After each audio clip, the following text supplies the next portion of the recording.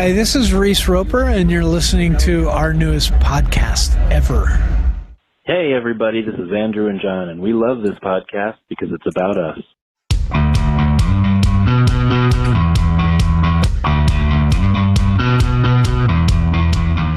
Welcome to Magnified Pod, the second season, our newest podcast ever.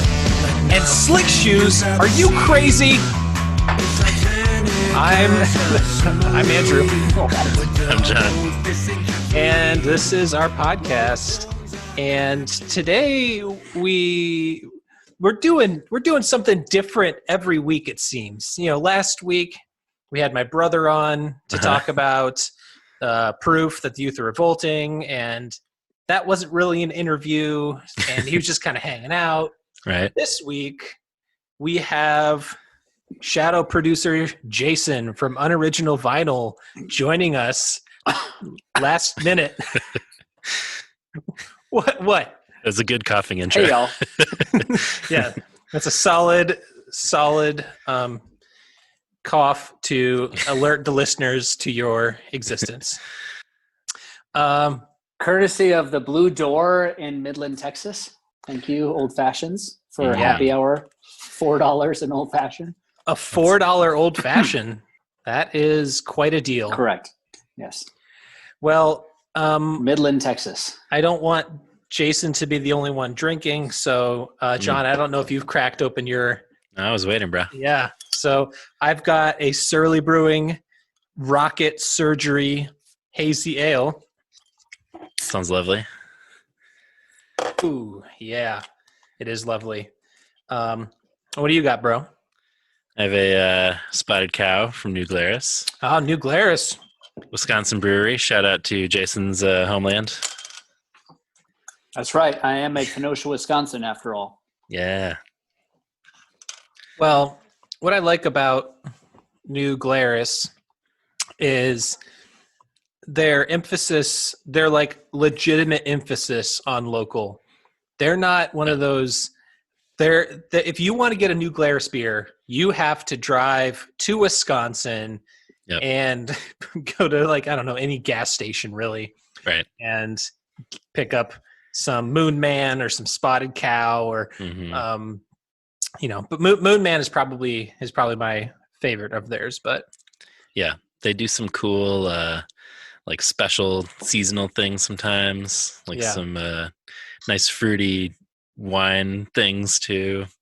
But I usually think of them as like a package deal with cheese curds at a gas station. You're picking up some Spotted Cow and some road snacks. So that's right. Mars Cheese Castle. It's the place to be. So New Glarus, feel free to. Where are they from? New Glarus, Wisconsin, I believe. That's a place, right? Yeah, it is. Right. Yeah.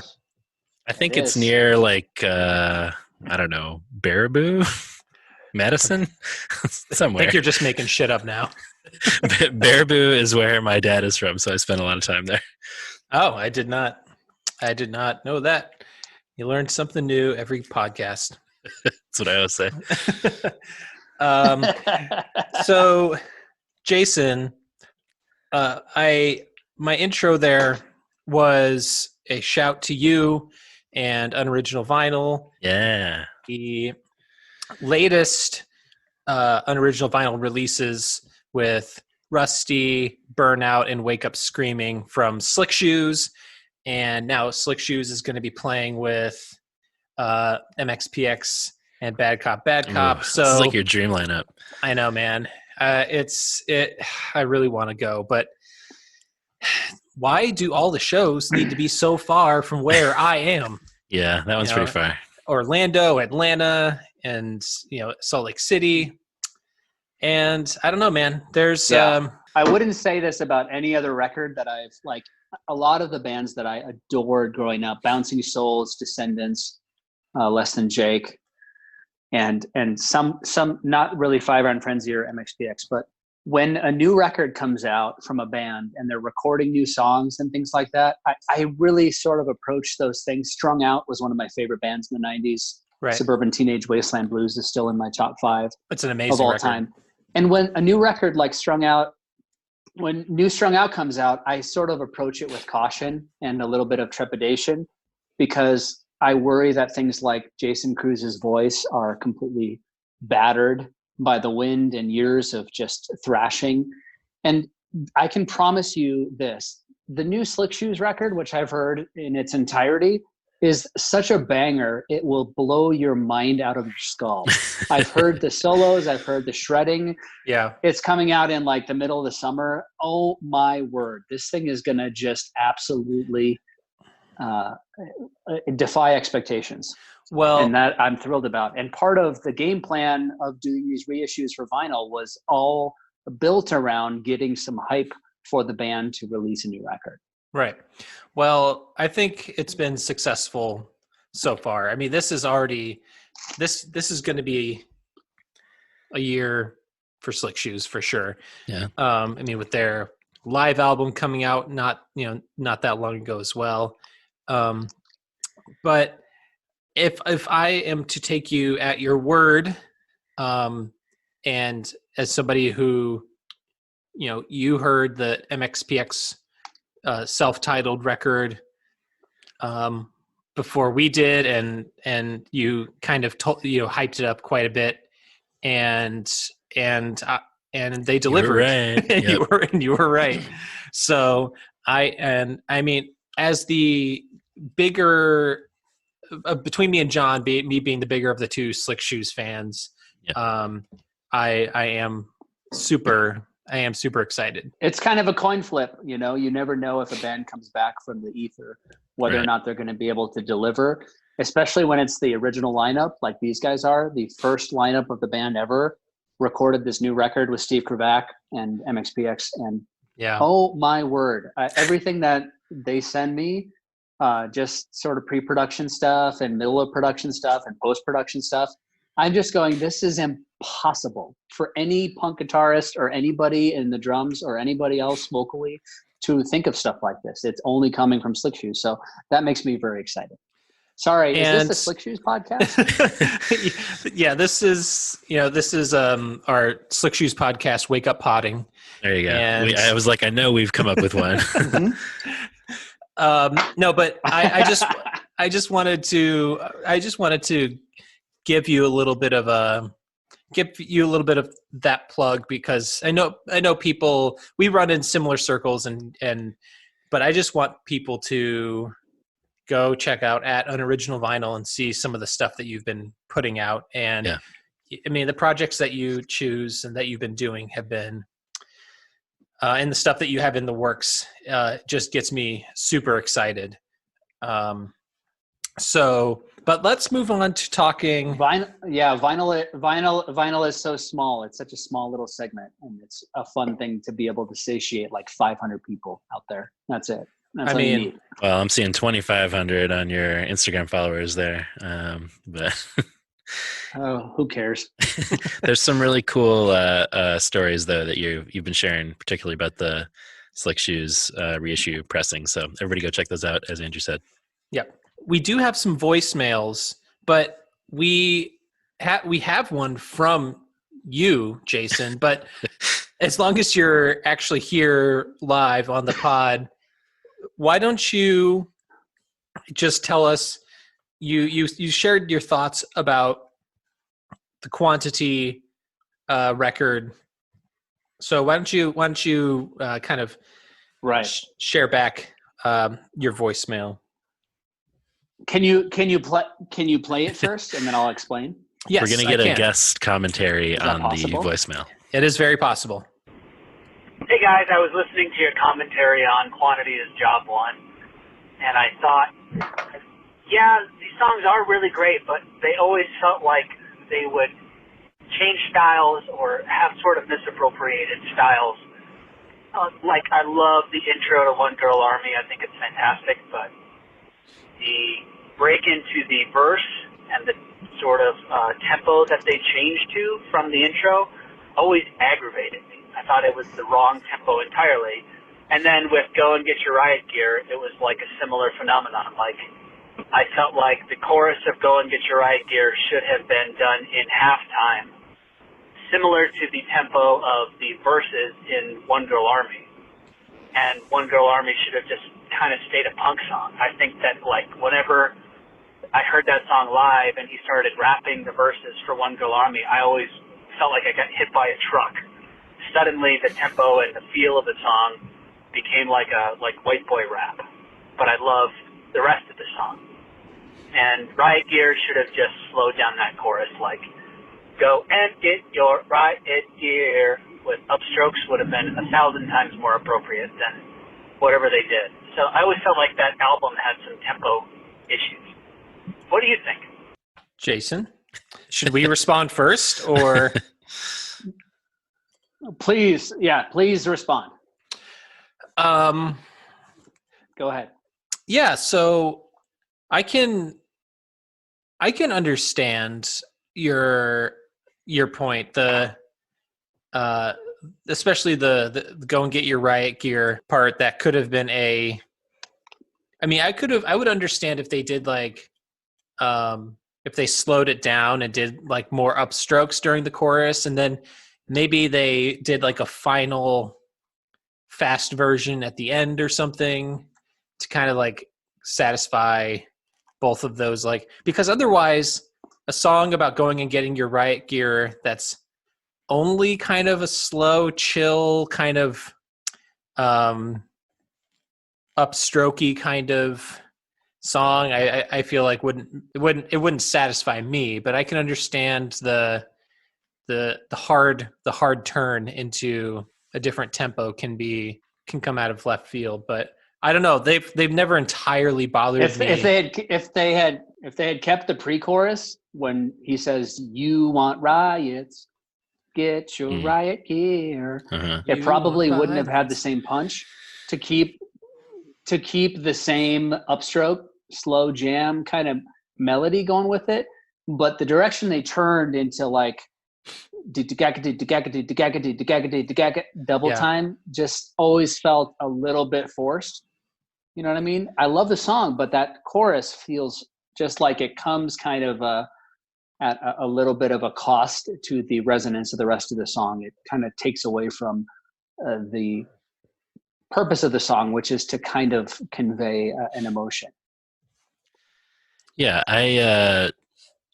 I hear you, and I think we said that EP is weird because it packs so much in, like musically, lyrically, with themes.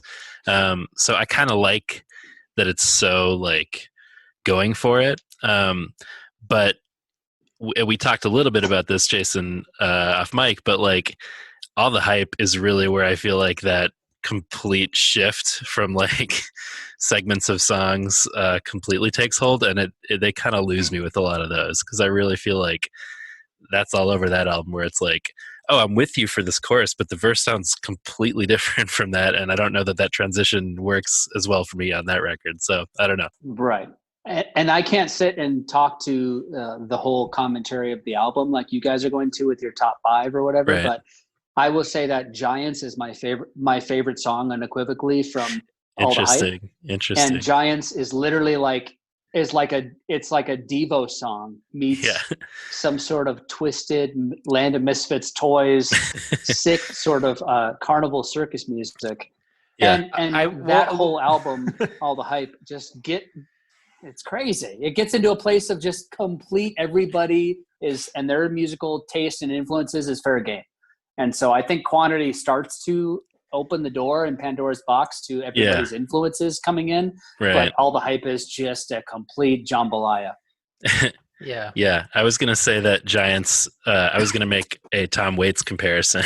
Yeah, that is 100% what I was going to. It is a Swordfish Trombones, Rain Dogs era. Even like the vocals starting off, it just sounds like it sounds like a Tom Waits Carnival song. Yeah, which is like the first time that I re-listened to it in prep for this episode, I was like, whoa, weird. I forgot about this. Not sure this does the trick. And then by the second time through, I was like, this is kind of awesome. Like, I'm kind of into how weird it is. Right. That exposed the sort of 5-iron frenzy. Let's do 4 songs within a song. Right. in a big way. Like there's this epic ending to Giants that is huge and big Right. and mean and sort of cynical about the world. And that sort of, I guess, shed its light a little bit in Quantity is Job One with some of those songs where they would shift gears very rapidly. Mhm. But this one felt like a big build to something like we're going to get into an entirely different genre within the same song. Yeah. And I like that. But They're going it didn't for it. feel right until they got it right. Right. Going for it, going big, going theatrical. Yeah. Yeah. I don't know. That's what I wanted to leave the voicemail about and talk to you guys about. You guys can continue on with the podcast, but I wanted to put that 2 cents in there because I really like All the Hype That Money Can Buy because it's a big ballsy, throw everything at the wall and see what sticks kind of album. And there was no rhyme or reason to it. Right. And it couldn't have come at really a more perpendicular time to the rest of the ska genre. As you know, I like to do the ska historian type of thing. Yes. And seeing the year 2000 specifically as being the year that ska died, quote unquote, or the third wave of ska, when Mighty Mighty Boss Tones come out with Pay Attention and more or less, no doubt, completely abandons all things ska with Return of Saturn, and Real Big Fish makes Why Do They Rock So Hard and Cheer Up kind of in that same time period, more or less. It's like ska is, from an upstroke and a third wave ska perspective, it's gone. What is it going to give way to? Nobody knows yet. It's just starts over. It resets. And Five Iron Frenzy is like making carnival music, and Solidarity has like 9 tempos. So what are we talking about here? Yeah. Totally. I remember when we talked to you the first season for the first time. I know we've talked about this since then too, but you said that Panic was your favorite MXPX album, and we were both kind of like, I don't know, really?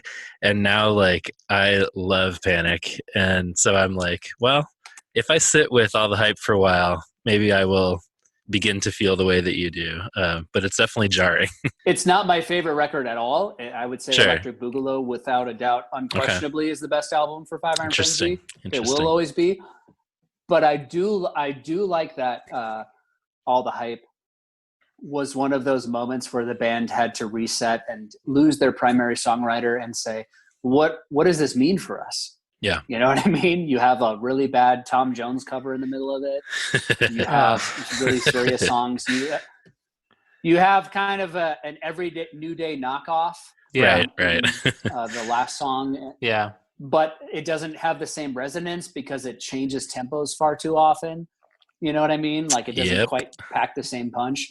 And so you kind of have all these different things going at the same time. And I admire that about them, that they were not going, what will make us the most money? Yeah. But what will be the most fulfilling for every individual band? I think, honestly, every individual band member of the band Five Iron Frenzy wrote a song on All the Hype That Money Can Buy. Andrew wrote Phantom Mullet. You know, you can tell where Micah wrote his parts and Dennis wrote his parts. I was telling John how when I first saw the song Ugly Day performed, it was before Reese and Christy had broken up. They were engaged to be married. And so they wrote this song called Rhubarb Pie. And I saw them play at the Columbine Memorial Concert. It was in 1999. They played at Fiddler's Green Amphitheater, and they played a full fundraiser for all of the victims of Columbine High School. And they debuted this song called Rhubarb Pie, and Dennis sang it. And this was before Ugly Day had sort of fully found its formation, about a post-breakup languishing song. And everybody in that, what it spoke to was the fact that everybody in that album wrote a song or some part of a song. Right. Interesting. Yeah, the Rhubarb Pie is on one of the Cheese's albums, I believe. Right. So we'll get to that eventually. Yeah. That was how it debuted, though. That didn't debut as Ugly Day. It debuted as Rhubarb Pie. Fascinating. Yeah. Well, anyways, you guys are the best. I love your podcast. Consider this the longest voicemail you've ever had. Hey, man, if anybody's going to do it, you reserve that right. So yeah. I would love to, when I get home and have actual good Wi-Fi signal, talk with you guys about the last Five Iron show ever, which I was at in attendance through a blizzard And Yes. let's get back on the mic and I'll have good Wi-Fi. But you guys are the best. Magpod for life. Thanks, buddy. We'll do this. We'll do this record with you. You talked Cool. about wanting to do that record, so we'll talk about that with you sometime. Yeah, man. Thank you, Jason. Yeah. In the meantime, have fun with this silliness. What a great record to talk about. It will be fun to talk through. All right, man. All right, guys. See ya. Talk to you soon. Peace. Bye. All right. We do other voicemails? Yeah, we have some other voicemails. Let's go to another Jason because this is a Jason he's an OG Magpod fan. What's up, guys? This is Jason Ariano. I'm the one that's been tweeting you guys the ska memes each week. Been enjoying the 5 Iron Frenzy version of the show. I was there for all your MXPX ones. I had a different Instagram and Twitter back then. We did keep in touch through there. Shout out to OG Magpod listeners from the beginning. Yeah. He's one of the first. I think he's one of the first people who ever sent us an email at our magnifiedpod@gmail.com. Thanks, buddy. So yeah. One thing I really like about you guys' new ways of doing things is your 5 on what's going on at the time and during the 90s. One thing you guys, I can't believe you haven't mentioned, is the golden era of professional wrestling in the late 90s and early 2000s.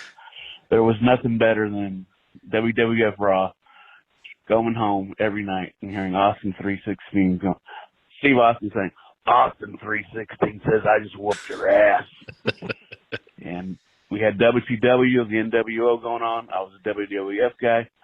But hey, if you guys are going to talk about the late 90s, early 2000s, you got to talk about good old professional wrestling. Keep up the good work, guys, and see you around. Thanks, man. Yeah. So John, let's talk about wrestling for a minute. So I had some friends in high school that probably around actually this time, around the year 2000 and 99, that were very much into right. The NWO and Raw, and like I remember seeing people with the shirts that said "Raw is War," walking around school with those. It was never. I remember like I went to some like local, like more local wrestling competitions, like not like school wrestling, but like wrestling. Kind of that kind of theatrical style of wrestling. Because I had a buddy who was into it, and it was never really super my scene. But I was like, it's like, I don't know. I was like kind of at the fringe of it. Like, but did you ever get into? We have talked about this on the pod at some point. I don't remember. I think we talked about it with somebody. But no, I would kind of checked out around like the Ultimate Wrestler days, Ultimate Warrior, I mean. So like the late 80s or something? Yeah. When I was in my thriving mulleted hair metal, Ultimate Warrior just really spoke to me. So it was that like, you remember those wrestler buddies? Like I was gonna bring they were essentially a pillow. Right. But, so that was like that was when I was really in that era. Yeah. So I kind of missed out on the later stuff. So I don't know if you've watched the documentary series "The Toys That Made Us."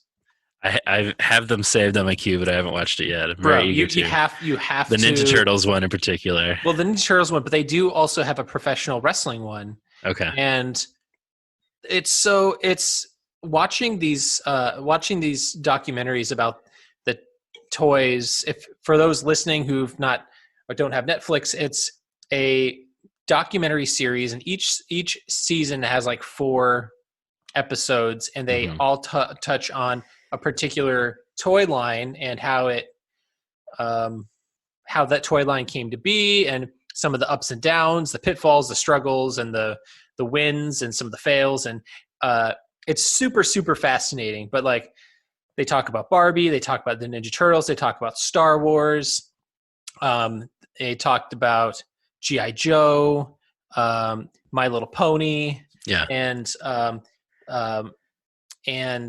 the one that they did this season with the professional wrestling was like, man, it's, even though I didn't really watch it or wasn't a huge fan, I still remember so many of the toys. Yeah, totally. And the commercials, and it's, and the commercial with like the kids being upstairs with those like like the, they're not Bash Buddies. What were they called? What were those like the Wrestle Buddies? I think they were called Wrestler Buddies. I think that was the name. Yeah. And they're like, mom and dad were sitting downstairs while the two boys were like upstairs, like making all this noise. And then like the dad comes upstairs to like find out what's going on. And then he just like starts wrestling them with the two. Yeah. Good times. But yeah. Anyway, so yeah. Yeah, I think we talked about that. Like, we have a lot of friends who are very into it, but we kind of missed the main time there. So yeah. Sorry to let you down, Jason. Yeah. So Danny Stairs, he has something he wants to say to you, John.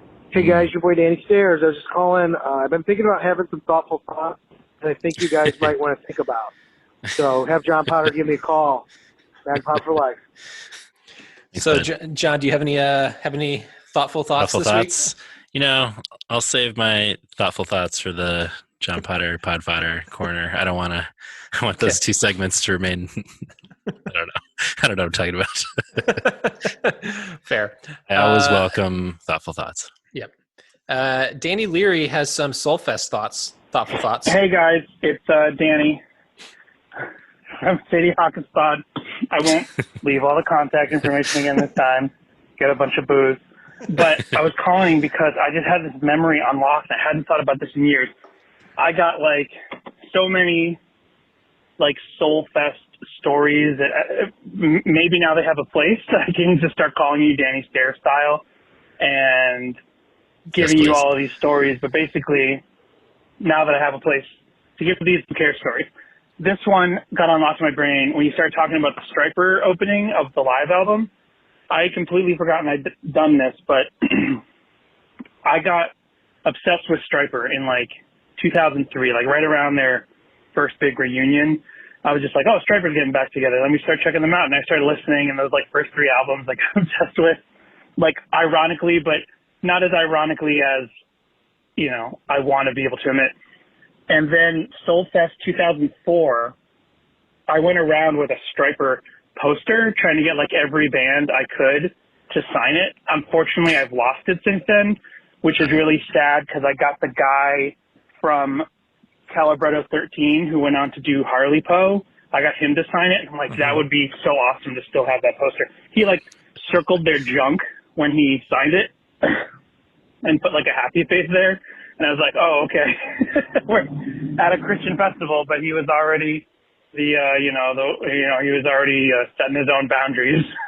Anyway, I'm probably going to run out of time soon. But anyway, I remember that Roper played at 2004 Soulfest at like one of the really small stages, like with like less than 100 people. Like it was like a cafe room. And so I requested that they play some Striper, like a little like dorky asshole that I still was, even though I was probably almost 20 years old. I'm like, play Striper.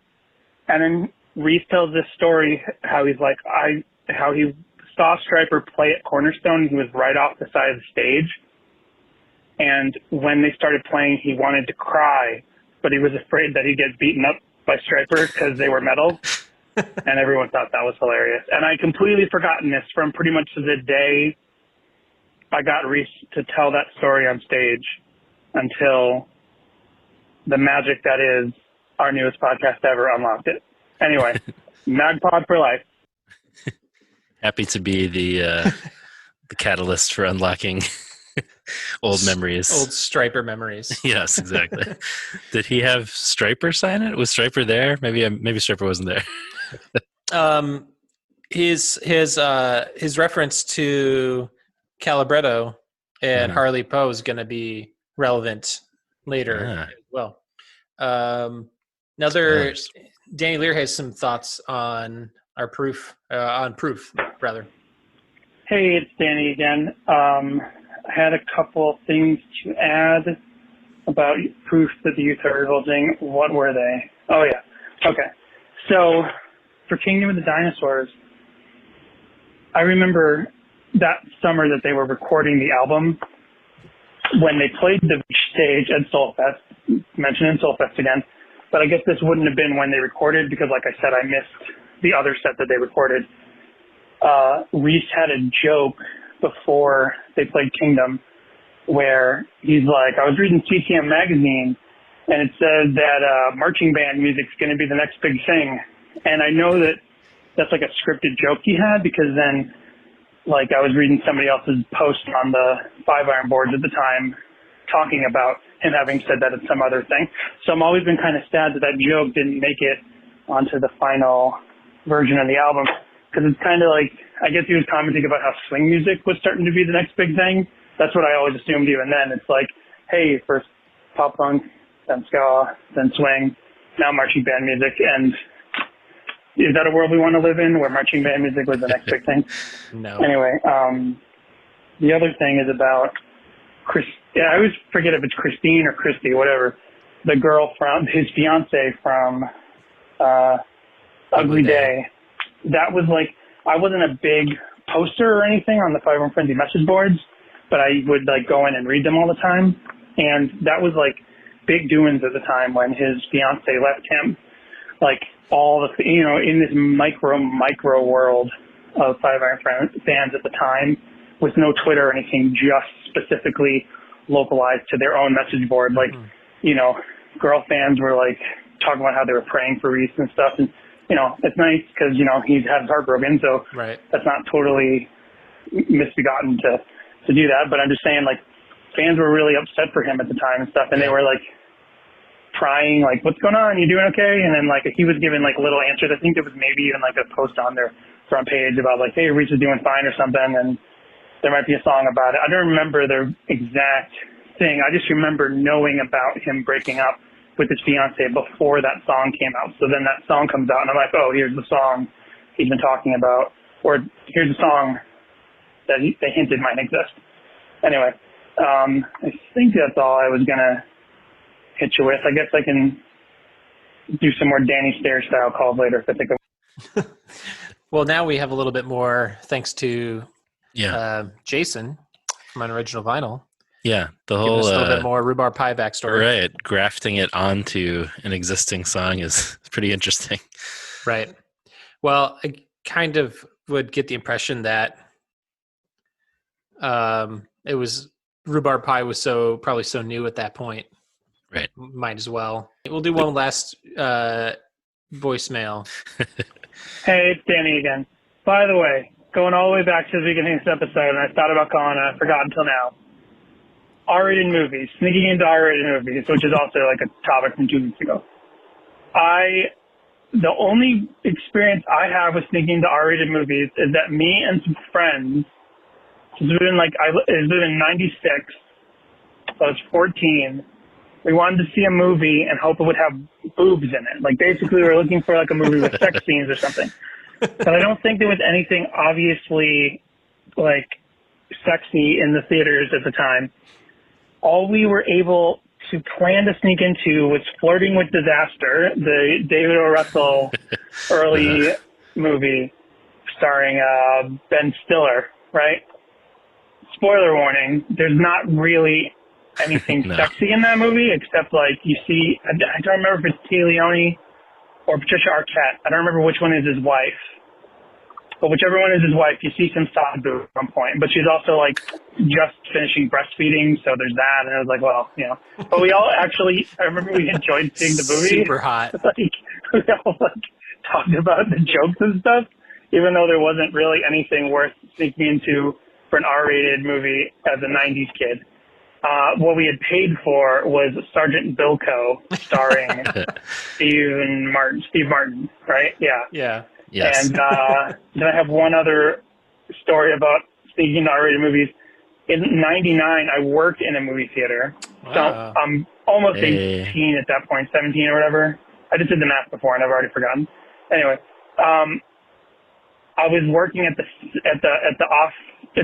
not the main concession stand, but the concession stand that's past the ticket taker, right? and there were some kids who had bought tickets to see, I don't remember the name of the movie, but it's a Chris O'Donnell film where he has to like find a wife in a certain amount of time or he loses his inheritance. It's like a romantic comedy. So they all bought tickets to that, but they all clearly wanted to sneak in to see The Bone Collector, starring, Morgan Freeman. Fairchild. And I was standing there with this other kid, and we did not care if they snuck into this movie, but they would like look at us and like look at the door. And it's like, you're so obviously trying to see this R-rated movie. And we didn't want to be cool either. We kind of wanted to watch them squirm. Like we weren't going to stop them, Right. but we weren't going to say, oh, it's cool, man, go ahead. We just wanted to see what they do. And they all chickened out and they went back into this Chris O'Donnell movie. And then later, some of them came out to buy stuff from us, food from us. And they were like, yeah, man, this movie sucks. I'm like, well, you could have gone see The Bone Collector, but I'm not telling you. So anyway, MagPod for life. That's amazing. So many good anecdotes. First of all, Patricia Arquette was Ben Stiller's wife from Flirting with Disaster. Good movie, but not sexy, correct? The Bachelor is the Chris O'Donnell movie. And The Bone Collector was infamous among my friends because after junior year prom, I went back to my girlfriend's house. And all my friends were like, "Oh yeah, it's gonna be a good time."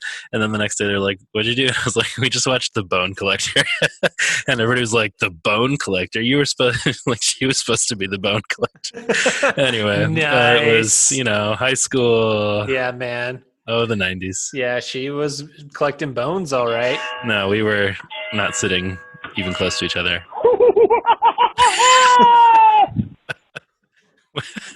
Were those the chimes of midnight? What were we? I don't know. I feel like the Phantom Cackler heard the last episode where we're commenting where on. he's like, is he using his turn signal? Turn signal. I don't know. I guess the clock is striking midnight, and that's when and that's when the Phantom Cackler strikes. I imagine him like in an underground lair, and that's just like the sound that's pumping in through his cave or whatever. It's just nothing. It's just like he's I don't know. Maybe he's cleaning his pipe organ or something. Exactly. He's kind of the Phantom of the Opera. The cackler of the opera. Yes, exactly. The cackler of the punk rock show.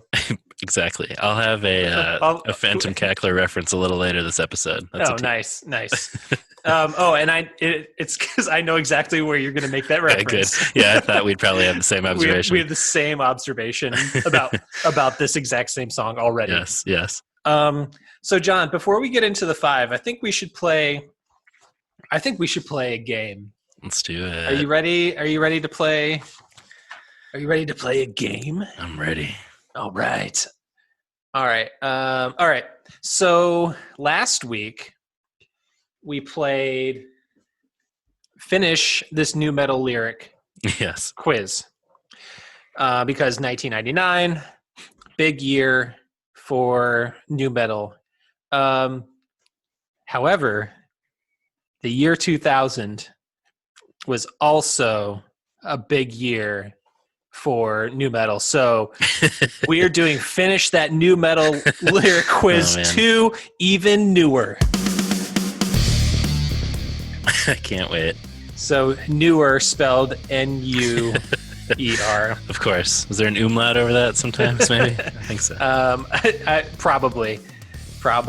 All right. So I have 6 questions.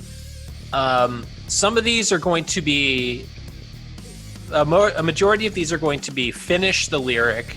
Okay. But then there's one that's going to be a fill in the blank. Okay. But I'll let you know that when we get to that one. So question 1, this is from Papa Roach. Okay. Their song Tightrope from 2000's Infest. Uh-huh. My words are weapons in which I murder you with. Please don't be scared. Please don't turn your head. We are the future, the 21st century dyslexic. A, glue-sniffing cyber sluts. B, pot-smoking Napster punks. Okay. C, Bullet Time, The Chosen Ones. Wow. I mean, those are so many 2000 era pulls. We are the future, the 21st century, dyslexic.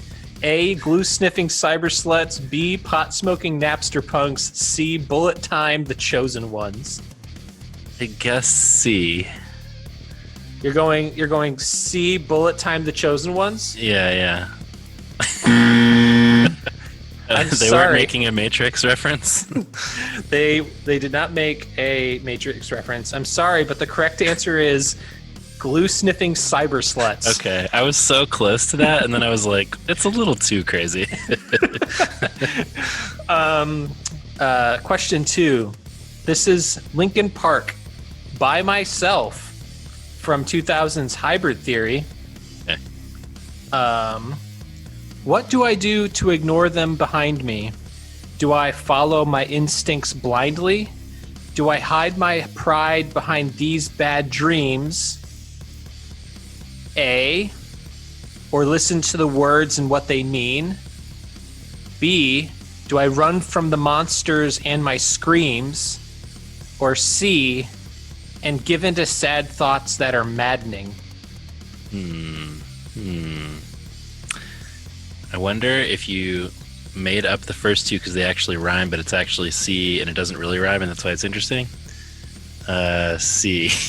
You want C? Yes. That is right. Yeah.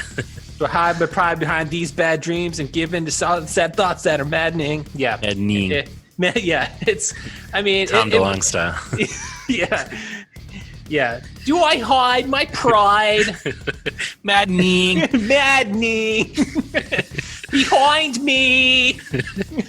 Oh, man. The collab we never got, sadly. All right, so you're one for two. Okay. Let's move on to Disturbed. All right. With their huge album, The Sickness. Oh, wow. And there's your Twitter joke to Mike about that, by the way. Nice work. Yeah, had to. This is the song "Droppin' Plates." I know. The Sickness was a big album for you. Okay. Well, guess again, my friend. Don't act surprised. We got the bass drum kick that will blow out your eyes, huh? Because when you hear this shit, you'll get to steppin'. A, gonna fight the war and use my music as a weapon. B, it'll explode your brain with an act of aggression. Or die trying to even learn this lesson. Boy, oh boy. I really hope it's B, but I don't think they're there. A is kind of like punk. I can get them over with that. I don't know. I'm going C. You're going or die trying to even learn this lesson. Yeah. Okay. Sorry, it's gonna fight the war and use my music as a weapon. All right, go ahead, Disturbed. Well, I looked through a lot of Disturbed lyrics. Yes, thank you for your taking one for the team. Oof.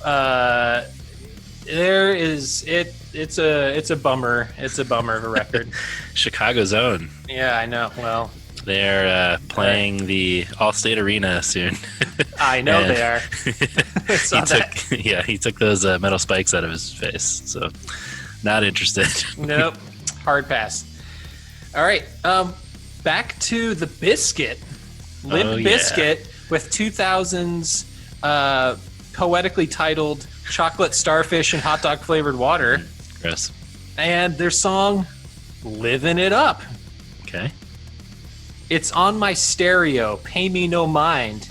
I seen the Fight Club about 28 times. Brag.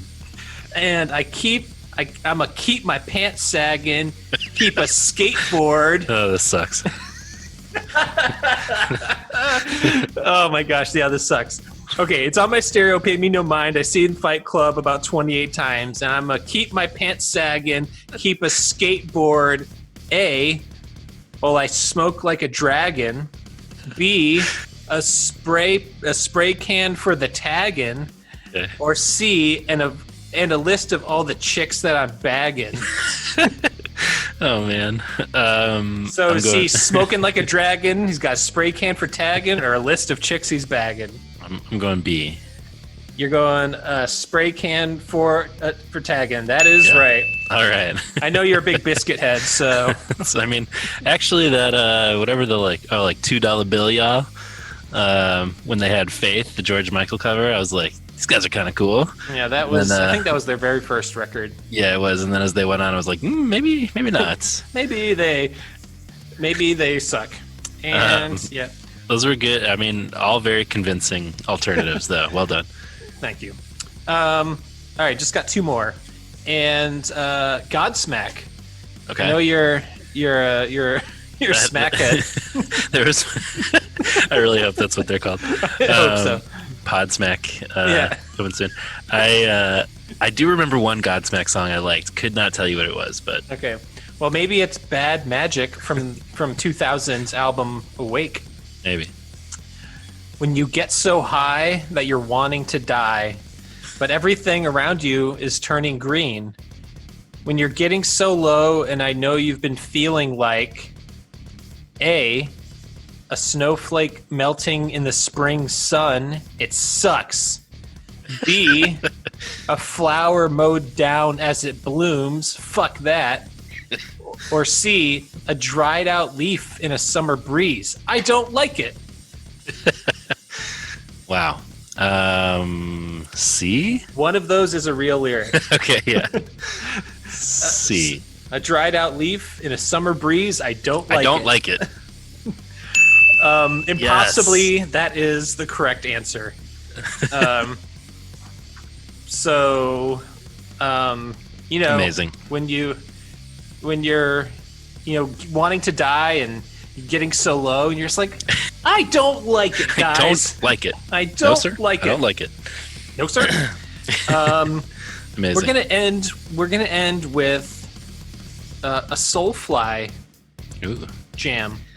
The song. I'm not going to tell you the name of the song because it will give away too much. Okay. But it's from 2000's Primitive. And this is where you're going to have to fill in the blank. Spreading blank through the music. Rebelling against all this bullshit. Fire is the heat that burns deep inside, raging and out of control. So, spreading blank through the music. Are they spreading A, love? Are they spreading B, terrorism? Or C, unity? One of these things is not like the other. C. They're spreading unity? Uh-huh. I'm sorry. It's terrorism? They're spreading terrorism. Classic Soulfly. Yeah. The song is called Terrorist. Okay. Spreading terrorism through the music. Rebelling against all this bullshit. This probably would have played worse a year later in 2001. Absolutely. Yeah. Oh absolutely. Boy. So I don't like it. All right, John. You got 3 out of 6. So that's not bad. You did pretty good this time. I'm getting better. Getting better with your. So now you'll be able to sing along to all of your favorite new metal cuts. I don't like it. Well done, Game Master, as always. Thank you. Should we 5 it? Let's 5 it up. All right. This is our time for the 5. Drop it. Sir, do you realize that you are not drinking regular coffee, but Colombian decaffeinated coffee crystals? Put that coffee down. What? I said you're drinking Colombian decaf coffee crystals.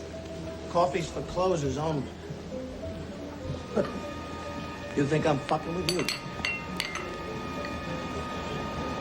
What? You son of a bitch. I am not fucking. You no good. I'm here from downtown. I'm here from Mission Murray. And I'm here on a mission of mercy. Did you like? Yeah, wait, what was it? I was like, I know some of this. Explain it. Do you remember? This was like viral. Like this is one of those really early viral internet trends of this. It's like mashing up a bunch of different things or something. I was mashing up a bunch of stuff. So basically, the "Hello, My Future Girlfriend." Are you familiar? Yeah. You're familiar yes, with but that? I was like, did they sample that in a song or something? No, I put Shia LaBeouf saying no. Under That was nice work. Yeah. Amazing. Yeah. Hello, so, my future girlfriend. This So is what great. I sound like. So great. Well done. Yeah. I was like, I don't know. I decided to get a little weird with it. I loved it. Thank you. So, did I go first last week? I think, or did you? you went first last week. Okay, I think so. So you want to? Sure. Let's kick things off. We're talking 2000. I was 17. We always do those albums. I will blow through 5 albums. Yeah. But we texted a little bit about this. Got a little preview. But Kid A, Radiohead, boom, got to be up there for me. I was a huge Radiohead fan since the Bends and continue to be, even though the last couple albums have tested me a little. But when Kid A first came out, I was like, part of that whole general alternative music reaction where I was like, what are these bleeps and bloops? Get back to the guitars. And then like after a few listens, I was like, oh, this is genius and sounds like the future. I still love that album. Okay, Outkast, Stankonia. Right. Big album for me. U2, All That You Can't Leave Behind. Maybe not a cool choice, but you know what? Who cares? I love U2. That was a huge record Sure that was. Year. Yeah. That was that was another one where I loved like Achtung Baby, and even like some of the weirder stuff as a kid, but then they kind of had the same thing where they went through like a mid to late 90s kind of a strange phase and I wasn't fully on board, and then they came back with this one and was like, oh, you too, right, they're incredible. They did Zooropa, yeah, which I like, but definitely weird. But this was kind of them back in their weren't they were trying to do like form. And then they also had Pop, right, Pop is where they got the weirdest.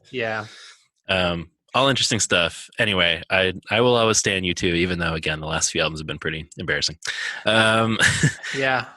At the Drive-Ins, Relationship of Command. I have that on my list too. I was like, it's such a like staple of that kind of early emo sound. But not even I wouldn't even. But I don't know more. It's like I might even call them like post-hardcore. Yeah. Just like very angular music, kind of unique guitar styles. They're a band that got pretty weird. Yes, for sure. As their albums went on, and but they're both very proficient musicians and totally incredible. Yeah, I love that album still. Yeah, and then Modest Mouse's "The Moon in Antarctica." I liked that album a lot. So those are my 5.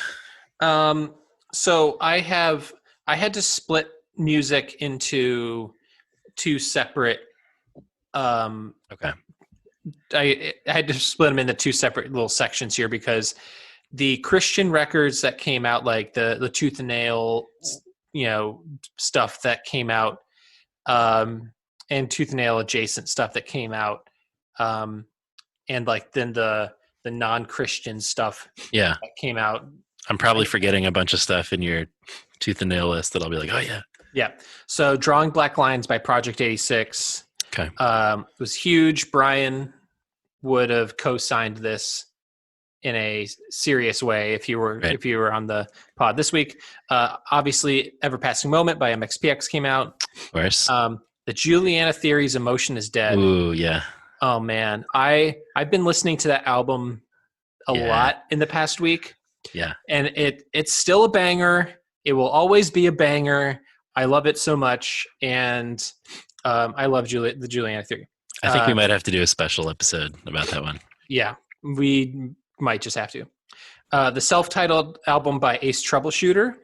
Yep. Which was recorded at the Blasting Room with Bill and Stefan from The Descendants. Hey. So hey. And Bad Religion. LOL. We're going to confuse people. Who cares? Calibretto 13's Enter the Danger Brigade was an album I listened to a lot. Primarily because this was a time when, as I said previously, I really started writing a lot of my own music, and so many of the songs it was like essentially like acoustic punk rock. And so I was like, I can do that. I have an acoustic guitar. I don't need to have an electric guitar to write punk rock songs. Awesome. So it was a very inspiring album for me. Tooth and Nail and BEC released a couple comps called The Harder Side and The Softer Side, which introduced me to some different artists and different styles that I normally wouldn't listen to. And they were like 90. They're called like cheapskates. And that was like the style of anyway. And they were like 99 cents. So I'm like, for sure. And that had artists like Furthermore, Soup the Chemist, MG the Visionary, and the Harder Side comp had the song Angel by Slick Shoes. So that was probably the first time I heard that, because I didn't end up getting Wake Up Screaming. I'm not sure why that album sort of passed me by at the time. Buying vinyl now from Unoriginal Vinyl. I have it. So those are my go with those for the music for my my Christian records. Cool. Are you doing the other list as a second? Yeah, it's a second one. Okay. I felt like it was different kind of sure framing. Yep. Okay. So I'm moving on to movies. Sure. I imagine you might have some movies in there as well. I don't have any movies this time. I was looking through the movies of 2000. I was like, there was nothing that really jumped out as like a movie that was like that held me like held my attention over these past 20 years. Yeah, I mainly agree with that. I only have a few, and it's crazy because these past few episodes there have been like so many movies. But yeah, I know 99 was like famously a very good year for film. 2000 maybe not so much, but Memento I loved and haven't watched in a long time, but I really love that movie. Crouching Tiger, Hidden Dragon, gotta shout that one out. Neither of those movies really did anything for me. Okay. I don't know why. I think Memento is super interesting in terms of like story structure and just doing some really unique things with storytelling, blah, blah, blah. And then Almost Famous, like as a kid who aspired to either be a rock star or be a rock journalist, like it definitely spoke to me. So those are the only few I have. Yeah, that would have been the only one I would have called out if I put it down. But But also Requiem for a Dream came out that year, and that movie is a bummer. It is, yeah. It really did a number on me. I have a short list of movies that I never want to watch again, and that is at the top of the list. It's crazy because that was 20 years ago, and yet I remember it vividly, and to the point that I'm like, I don't need to see it again. Yeah, it was such a bummer movie. All right. So my other records that I felt like I wanted to split out. I didn't want to like make my number one be like 45 minutes about talking about these different albums. But so we already talked about Kid A by Radiohead and Relationship of Command by At the Drive-In. Yep. Newfound Glory's self-titled record came out. Good Charlotte's debut record came out. Right. I listened to that a lot when it first dropped, and I was listening to it again this past week to just be like, let me refresh my memory, and it's got some hooky like parts to it, and I mean it's not a terrible album by any stretch, but it's I guess I kind of forgot how much they were like, come on, yes, for sure. Like, and I was like, are you? It's like, you guys are pop punk, but there's like kind of like a I don't know. They do like a Will Smith Miami vibe. Like what's going? Woo! Come on. There's a lot of ad libbing going on with those in those songs, but I saw them open for MXPX right around that time, and that's when I first heard them. Yep. They were MXPX was on that tour. Linkin Park's Hybrid Theory was a record I bought when it came out. I actually remember I strayed from the Rand Road Best Buy. Oh man! And picked this up at the what's the name? What's the mall? Sam Goody? Ranters. What's Ranters? And I got it at the Circuit City. Circuit City, the coolest place to buy all your albums. Dude, you got to get Hybrid Theory at Circuit City, bro. They had that special Circuit City edition only there.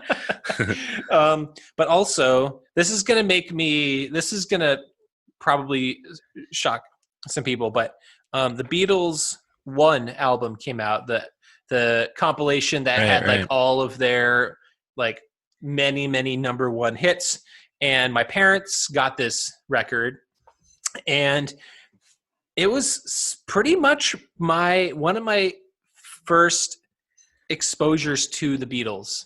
Huh. I mean, my parents, we would like listen to the oldies radio stations and stuff, but like my music discovery was sort of a solo venture. I didn't grow up having my parents pass on music to me. Sure. So them playing this CD a lot in the car was like sort of an immersive kind of experience of all of these number 1 Beatles hits. Yeah. So, interesting. Yeah. It wasn't until Weird Al that you and your dad could really bond over going to shows together. That's true. And Cornerstone. Yep. My earliest musical memory is my mom putting Beatles records on for me, like when I was a toddler. And so I remember like laying on the floor of my basement when I was like 4 or something, and just like poring over the album covers to like Revolver and stuff. So that stuff is deeply ingrained in me. But you're much cooler than me. I think we've already established this. Not to brag, but I was 4 when I started listening to the Beatles before anybody else was. Beatles, good band. I've heard they're pretty good. Pretty good. Pretty good. Pretty good. Okay, what's your number 3? Okay, number 3. So we're talking about 2000. I was a junior in high school. My memory is a little fuzzy, but I think there was like a junior showcase, which was like on stage in front of the whole school, juniors showing off various skills or something. I don't know. But I remember that Tiger Jack, my band, played. Hell yes. Of course. I was part of an embarrassing acoustic hip-hop comedy duo. John, I've never shared this on mic before. John, please. I'm asking 2 things right now. I need you to share in as much detail as possible any and all lyrics to any of these songs. And can you please tell me if there are any lyric or any videos to any of your? It's possible that there is some somewhere, but I have no access to them. Shout out to my fellow Minnehaha. a little Tiger Jack to underscore us here. You don't remember any of the lyrics to your? Well, they weren't original lyrics. It was like covers of hip hop songs done acoustically.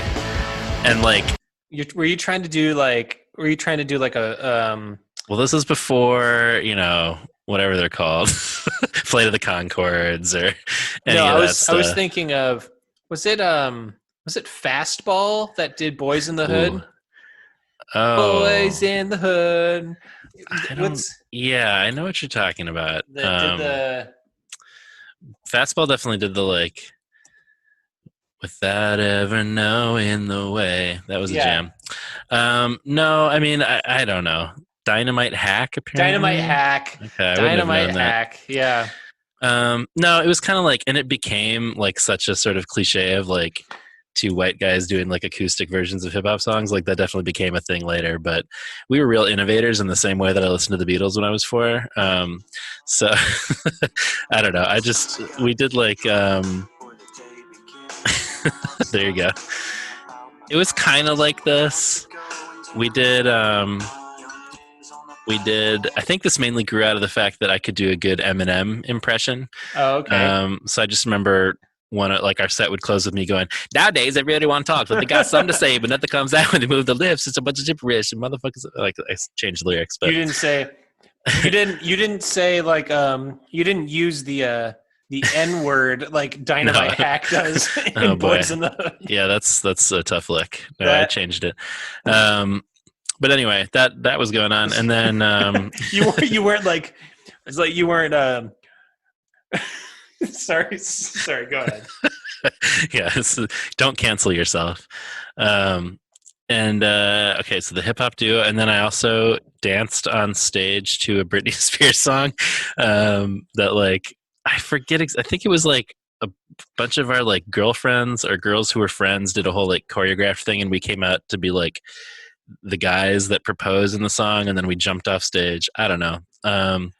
And then my friends made like a fake boy band video that was part of it too. There was just a lot going on. Very 2000. So anyway, junior showcase. Oh, Good times. I found a video of your Eminem impression. Yeah. Did you? Yeah. Of course I'm on torrent. I'm driving a Porsche over the floorboards, over the floorboards. Oh man, it's so good. Getting an abortion and a divorce at the same time. The years afforded. Oh man, I know that we've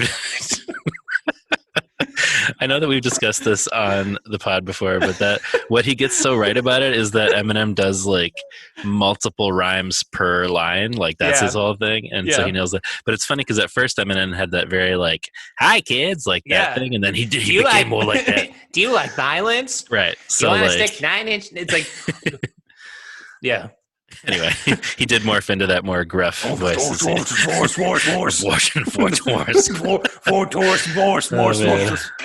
planning to do all this while you're panicking and you're looking and staring at mannequins. That's so good. Get him on the pod. You know, I've watched quite a bit of Chris D'Elia stand up, and I can tell you that I do not find him funny. No, this is the funniest thing he's ever done. This is the only funny thing. This is the only thing that he's ever done that's like made me laugh. Yeah, his stand up comedy is whack. He should just stick to Eminem impressions. You should just get up on stage for like just a minute and a half and do stare at mannequins. Mannequin. Oh, Fanakin. love a good Fanakin. Yep. Hashtag Fanakin. Okay. So all good. Right. Other things. 2000 Tony Hawk Pro Skater 2. Of course. On N64. It's hard to think about like a game that was such a game changer like that. Oh man, it was this like the games that were coming out on N64 at the time with just such open worlds, the ability to like move around in an open, non-linear platforming way, like with like the first-person shooters and with the Zelda games like Ocarina of Time and these just giant maps that I'm just like, it gave you this sense of freedom and like you can like do whatever you want. You can go, they don't tell you where to go. You can go where you want. Yeah.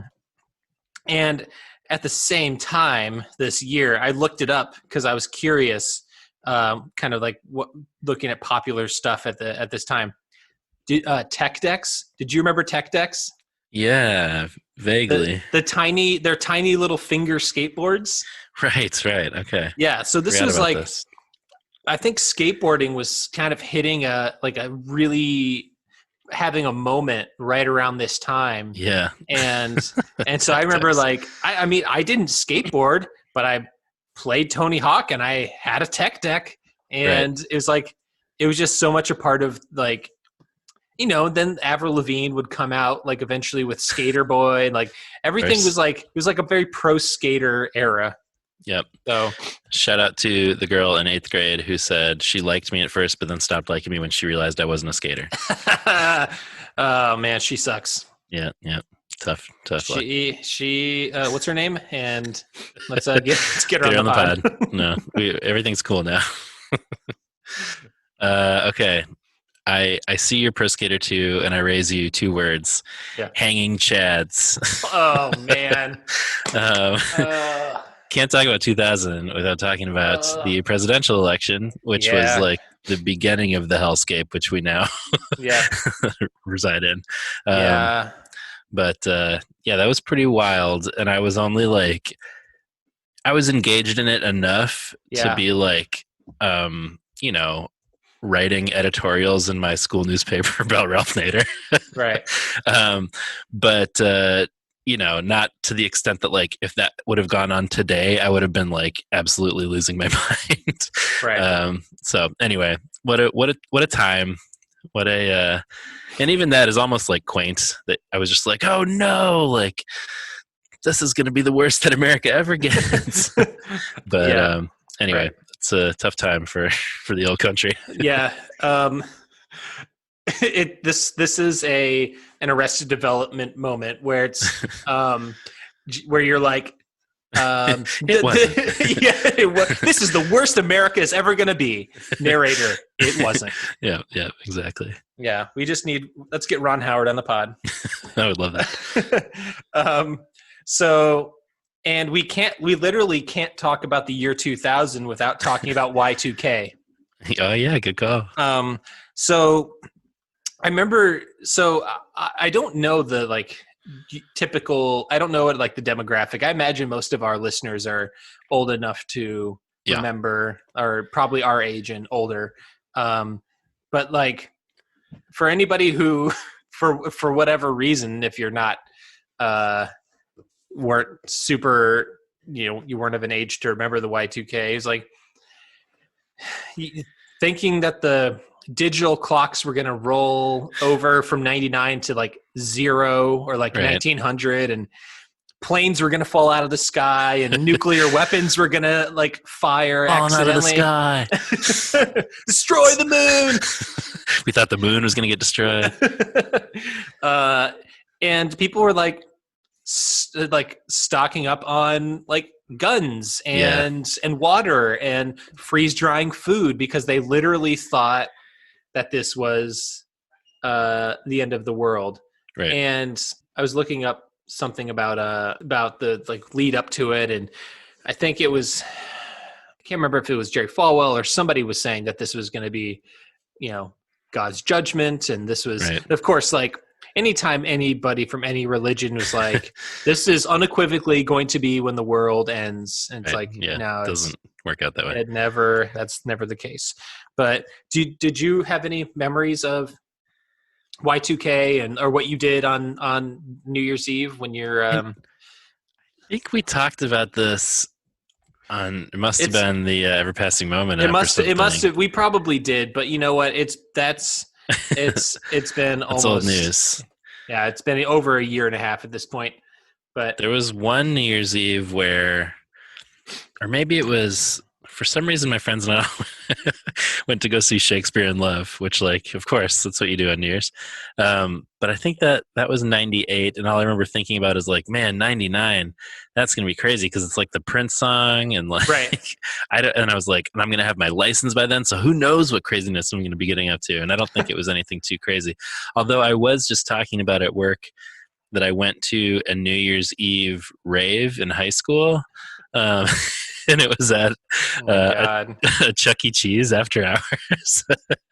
And man, shout out to rave culture, because you would just like get a weird postcard that had like some funny graphics on it, and then you called a number on the day of the rave and they told you where to go. So it was like a mystery where it was going to be. And I just remember being at this Chuck E. Cheese. It probably was that year at midnight, and my friend kissed a girl next to him, and I just kept dancing by myself, like next to the ball pit or whatever. So, Anyway, what were you doing? I was at home. You know, right. Sounds right. I was 15. I turned. That's my next. My next. My last one is I turned 16 in the year 2000. Okay. But I don't know. I was kind of like, we'll see what happens. I wasn't really too worried about it. No, I was not either. My existential dread and anxiety would come later. I feel like it was like all the experts were like, it's going to be fine. And I was like, they better be right. Yeah. Okay. So I have one more. Yeah. So this, I mentioned last episode that Napster was founded in 1999. Right. In 2000, Metallica filed a lawsuit against Napster. Boo. And by the end of the year, they had become a subscription service for legal downloads. So it is wild, the like quick trajectory of Napster's rise and fall. It's crazy to me that can you imagine if the music industry and Metallica and Lars Ulrich had some sort of idea of like, let's try and let's try and monetize this instead of like, suing music fans or making music fans and the people that have been behind your career for decades, making them like alienating them. Yeah. And it's one of those things that will forever be a part of their legacy forever, Yeah. And they don't look like the good guys in the story. Even in the sense where like people are pirating their music, they still come off looking like the assholes. Yeah. I mean, I just remember and then they released Say Anger. Right, yeah. Oh boy. The Metallica Behind the Music, the VH1 show, was one of the best episodes, and they get very into the Napster stuff. But I think about this all the time. Like when we talk about being sellouts and me caring about selling out and stuff, I think about this Jason Newsted interview where he's like getting into whether the band sold out, and he's like, "Do we sell out? Yes, every single night." And he was trying to be like, yeah, we sell out arenas, man. That's cool. And I was just like, I don't know. So anyway, that is Metallica circa 2000. Yeah. Have you ever, this is a video I recommend everybody Googles or looks up on YouTube right now. You should pause the podcast and listen to it. It's some genius, some hero took Master of Puppets and inserted the Saint Anger snare sound. Yeah, we've talked about this on the pod before. It's glorious. It is such a bummer. It is a mess, and it sounds so horrible. But I laugh my ass off. Yeah, it's every good. time. All right. Should we close it down? Yeah, that was a 5. That's the 5. Should we get hyped before we hype it? Let's do it. Because I need to hype myself up. Okay. Fair enough. Because I'm just saying. I'm not saying. I'm just saying. All right, when we come back, we will listen to 500 Frenzy's 2000 record, All the Hype that money can buy. Mm-hmm.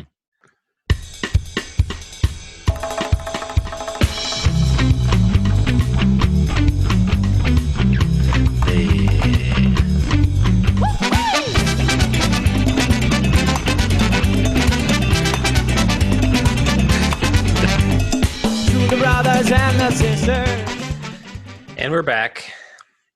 Unity lover. We'll get to that. Yep.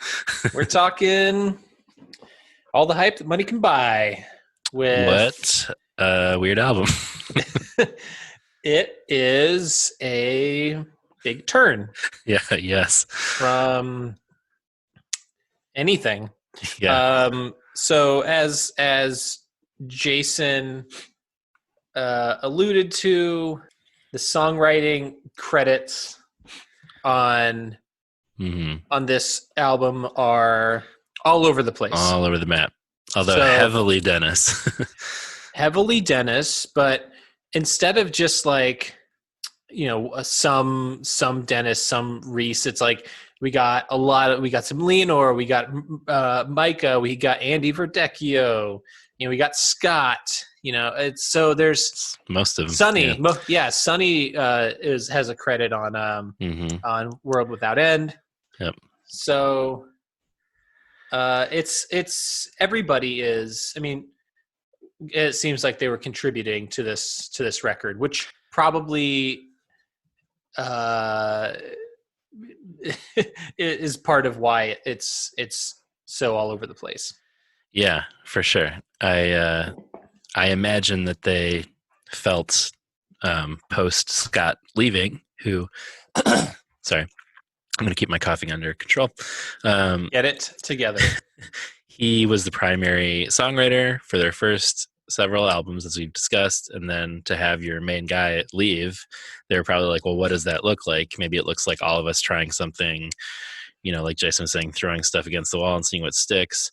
It's very eclectic, which is cool. It's probably too eclectic. It like does not hang together as a cohesive album. I feel like I was gonna maybe use too harsh of a word, but I'll say where I feel like the album struggles. I think it heavily struggles with the music, and where they continue to do their good work of wrestling with the lyrical content. Yes, agreed. It's a very wrestly record. Yes, and not in the way that like Quantity is, where it's like mostly like social issues. It really seems like Reese is in like a dark place right at the time of this album, and they do get into social issues and stuff too, but it just is like probably the darkest Five Iron record. It's funny because like the album cover is the goofiest. It's the silliest of the album covers, and they take on some pretty. There's some finger pointing going on in this record, and but I mean with a sprinkling of silliness that one would expect, but I have alluded to this in previous episodes, but like this was one I was really interested in revisiting because it was never one of my favorites. Re-listening now, it's probably my least favorite. This is the first time I've straight up disliked songs 5 albums in, which is like pretty good track record. Well, it's hard to beat the releases that they've had. I mean, they've had a pretty solid and consistent release schedule and consistently good records. So this is the 5th year in a row of record releases. And then they'll have 2001 with Electric Boogaloo. So that's right. First non-November release for them though. No, they're in April. But yeah, I think my perception of it was that like, so this album definitely had a wider reach. Like, I think it's their biggest selling album. It got to number 146 on the Billboard 200, which is pretty good. This was definitely kind of like, as Jason was saying, they were at their sort of peak, but ska was also like that bubble was bursting. And I think a lot of bands were sort of looking at what do they do next? So it was an interesting, they were both needing to decide new songwriting directions after Scott, and I think a lot of bands are sort of assessing what to play. And I was always a little bit frustrated at that because like I remember Keith called it a rock record with horns when it was coming out, and I was like, just play ska. Like I understand wanting to change it up post Scott and post ska boom, but I do miss the more straight ahead ska. And I will, not to spoil future episodes, but I think they bounce back quite well in the next few albums in a different direction again, but one that's like a little more cohesive for me than this one. But I don't I think that there are a number of forces at work with this record. Mhm. One being the post ska boom, right? And then the other being the post scot boom, Right. Yeah. Exactly. And the other being like, I think it was maybe a little, coming out of maybe a potentially contentious situation, and I think combined with maybe some personal struggles with Reese, and maybe them trying to redefine themselves, or just because the consistent and this is going to be a theme that it's a theme that has been throughout their records, is the Christian music industry, the trying to be authentic, and the machine trying to push an image. Yeah. And so I think that there was a lot that went into this, and I so much would have wanted this record to be, I think it had the makings of a potentially great record, because struggle and hardship and loss there can be art that can come from that, but sometimes mixing it up is not always necessarily a good thing. Maybe they're like, oh, we're not going to phone it in. We're not going to do the safe thing. Sure. Yeah. Which I feel like that's a fair position to take. And they could have done a safe thing, but maybe in 2000 it wasn't safe. Maybe it wasn't a guarantee to to make another ska record. Yeah, for sure. No, I remember that being something that was definitely very much a topic of discussion. Like, that ska boom came and went so fast, and it was like, what do we want? Because it was like, I feel like it very quickly went from everybody being like, this is great, to kind of embarrassed by it. And it was like, well, what do we want out of these bands? And I feel like I was always of the position of I just want them to keep playing more ska, but I certainly understand that was not as tenable as it once was. And I certainly did not stay heavily invested in the ska scene myself. So, but I remember this one just being another level of sort of exposure for them. I remember Cheapo, the record store in the Twin Cities that we've discussed many times, had these giant All the Hype displays that were these basketball things that hung down from the ceiling, and just being oh, this is people are aware of them in a new way. It's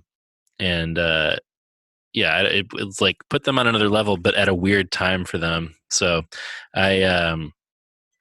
I'll just say it was not hard to choose my top three.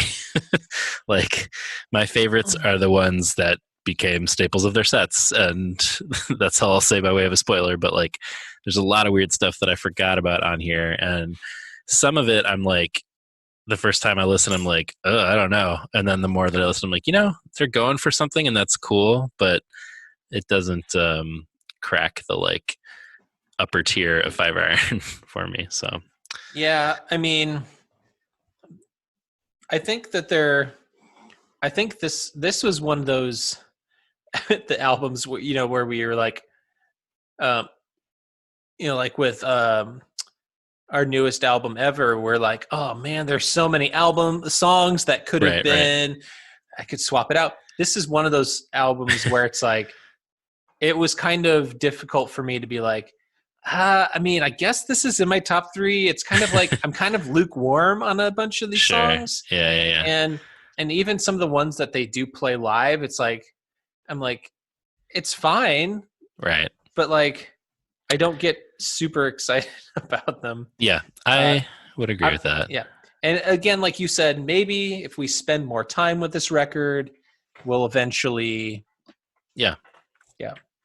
I have already begun to appreciate a little more, because I think when I first listened as a kid, and even on my first listen now revisiting it, I was kind of like, ugh. But then like listening a few times, those songs that rubbed me the wrong way initially, I was like, I get what they're trying to do here, and I appreciate that more than my initial just like not being into it.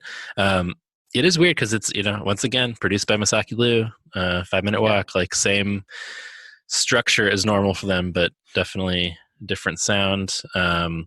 Interesting that, even though this is the first album without, first live album without Scott, he does have a writing credit on one song, and he does guest vocals on another.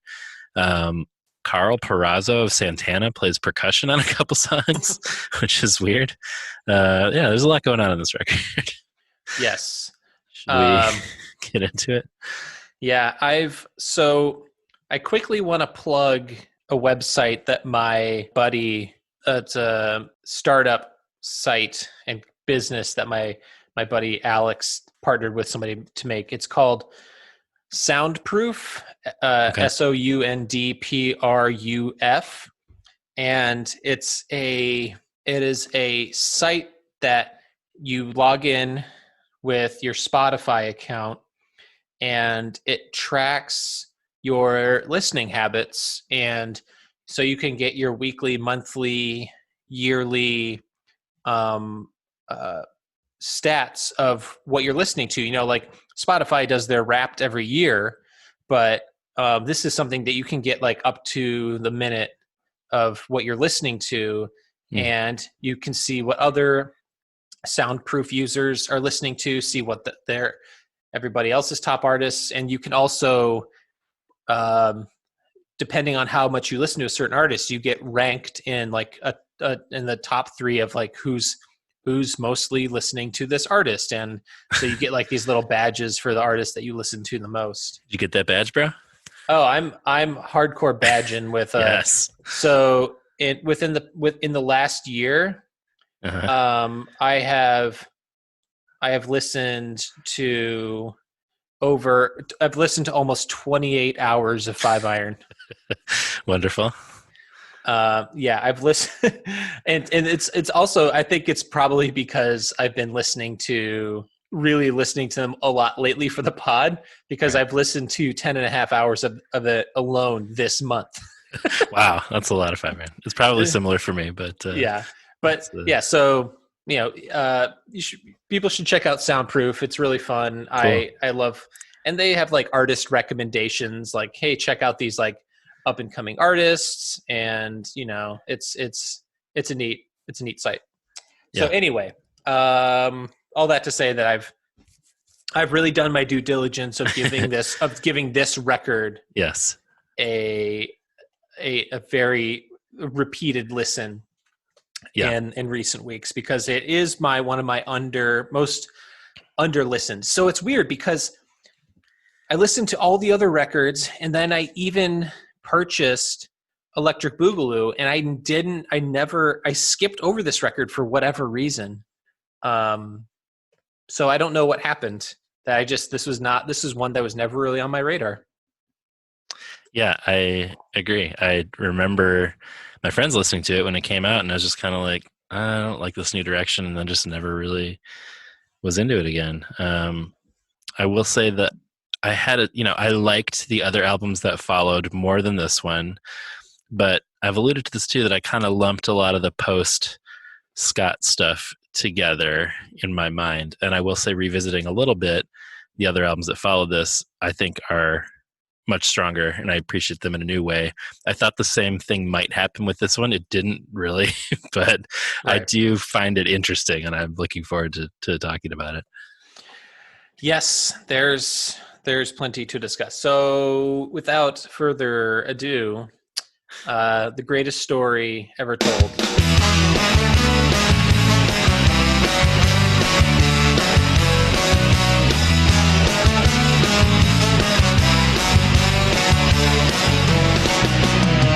How's your life? How are things? They're going okay. Something stale and superficial, not to ruin your day. Something swell, something gay. Something's happy, something smells like bio. I don't want to burst your bubble, not to rain on your parade. Underneath my skin, I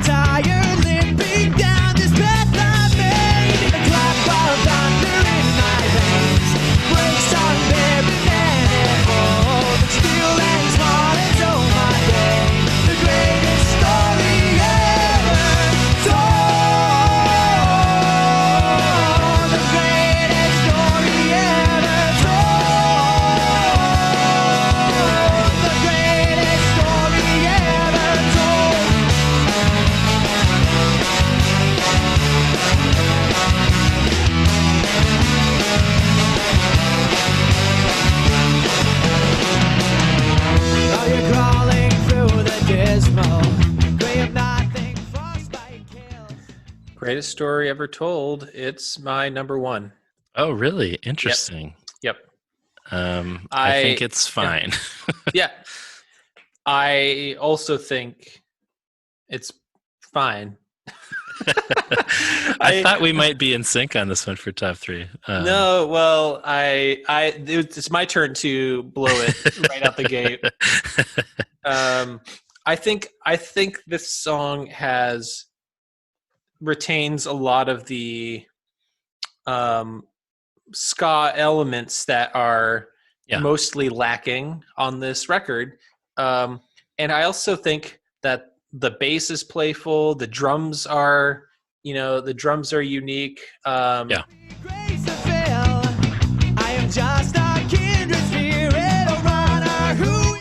I like the harmonies. I like that the chorus is that the guitars are a little sustained. It's not like a driving chorus. So I think that makes the track a little unique.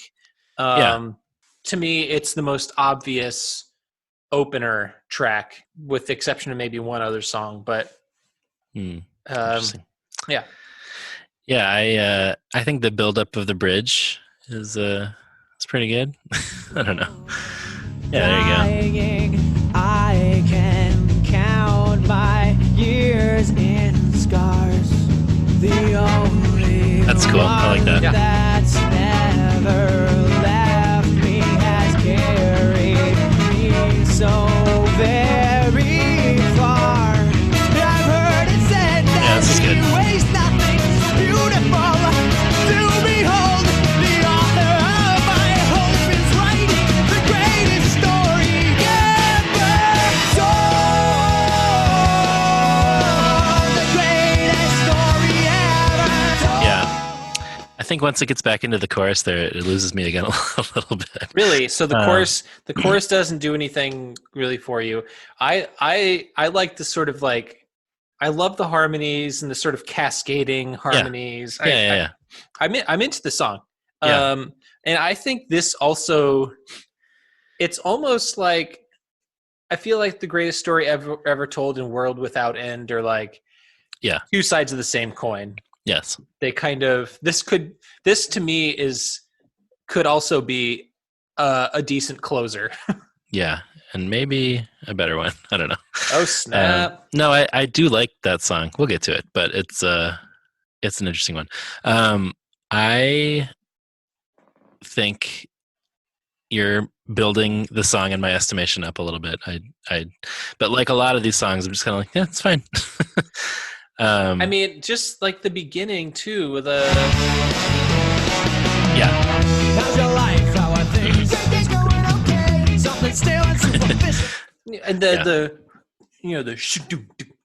like the, I don't know. I think there's enough interesting going on in the song. I mean, it's no handbook for a sellout or anything like that. But yeah, I don't know. We should say, like, it sounds great. The record sounds great, and they're trying different things in terms of production style, and I'm not sure all of them are successful, but it all sounds really good. It's the tone. I think the tone, just the tone of the record in general, is. I feel like they've done historically. They've done a really good job of blending the silliness with the seriousness, and I think this album, as we said, just overall just has a little bit more of a darker, heavier feel to it. Yeah. We should also say there's no hidden track at the end, which is unusual for them, but there is one at the beginning. Do you know about this? Have you heard about this? Yeah. You guys hear about this? See some news? There was what else is going on? If you rewind the first track, yeah. So you know about this. So it was I've never had the CD. I just heard. It's just like a little. It's kind of like, we're seeing them, or they just go like, "What's up?" or something, and play like a few chords. But it's called "What's Up." So anyway, shout out to the beginning hidden track. Shouts. Yes. All right. Moving on to Me Oh Me Oh My. My, which we got it's our Some girl. Leonore lyrics over here. Got some Leonore lyrics over here. Me Oh My.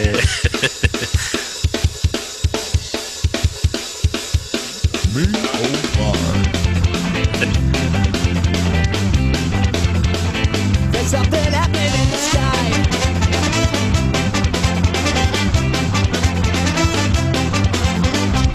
I see my favorite face. It chokes me up so fiercely, and I'm filled with your light, so with your grace. I'll dance all night. I've got to say goodbye.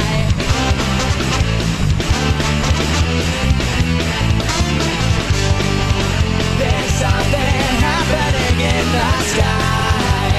Me oh my, I recall that I'm yours now. I'm feeling fine. Me oh my, oh my.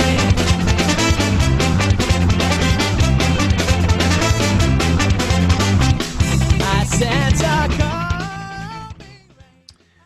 That's It certainly starts off peppier. yes. I don't know if I really like the song too much. Yeah, I like the ska embrace here. Feels a little more comfortable to me, but it just doesn't really go anywhere for me. Yeah. I don't know. It's so the some of this is sort of the introduction to some of the weird background vocal choices that they kind of will pepper throughout the record. You know, with like the me oh my, yeah, which like we normally do over the song, but they did it for us. Yeah. So it's fine. I like that it's fast. I don't really totally understand the lyrics. No. I think it's like she saw something significant in the sky spiritually that reminded her of God, or maybe like God is coming back or something. I don't know. Maybe it's just being out in nature, being in Colorado and looking up at the immensity of the star. Sure. It could, or something. Maybe that could be, but it's just hard for me to connect to the song on the music or the lyrics because I'm not sure exactly what's going on. Agreed. So, solidarity, bro. we going to a luau under the sea over here? It does kind of sound like Under the Sea.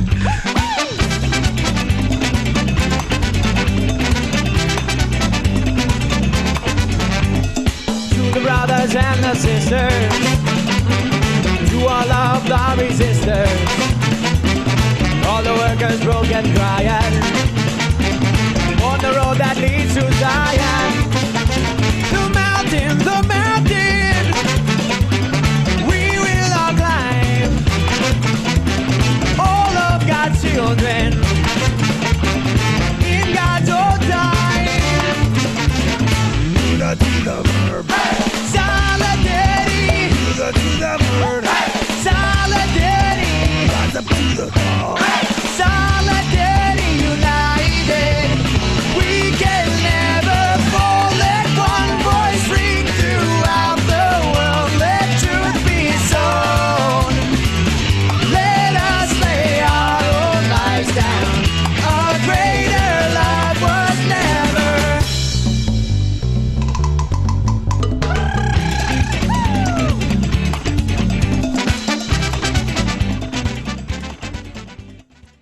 It's a fun one. It's fun.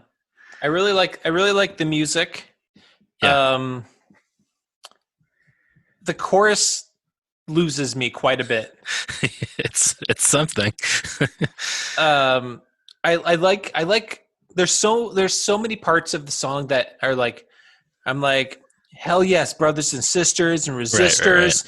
Right. It's like a rallying cry for the broke and the crying and you know and like solidarity and like you know, one world, one voice, in the trenches we stand tall. You know, like I'm on board for all of it, but then there's a part in the second verse while the light is growing dim, make war to keep your faith in him. Well, and guess who's singing on that second verse? Oh, was that a Dennis verse? That's Dennis, yeah. I don't really mess with war analogies. No. Especially when it comes to anything relating to faith or Christianity. Yeah. It's like, hey guys, you want to go to war over here? Yeah, man, that's how the Crusades got started. Yeah, you want to try to start a crusade over here? Yeah, I don't know how to top You a that. real Christian over here? Yeah, it's just, I mean, there's this like reggae lyrics happening, which is like kind of cool.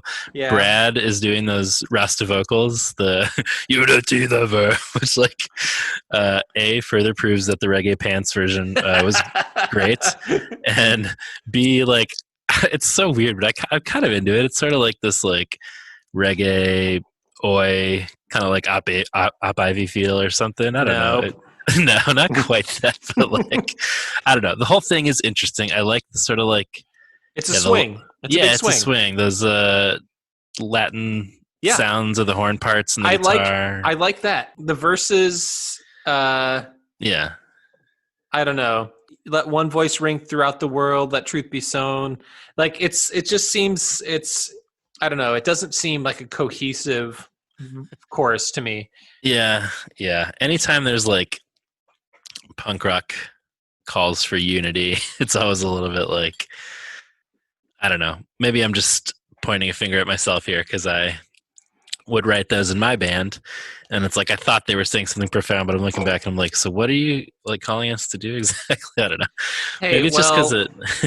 Speaking of Op Ivy, unity. There's nothing wrong with another Unity song. No, I love those, and I think that's what they're trying to do. But I agree, the verses definitely like muddy it a little.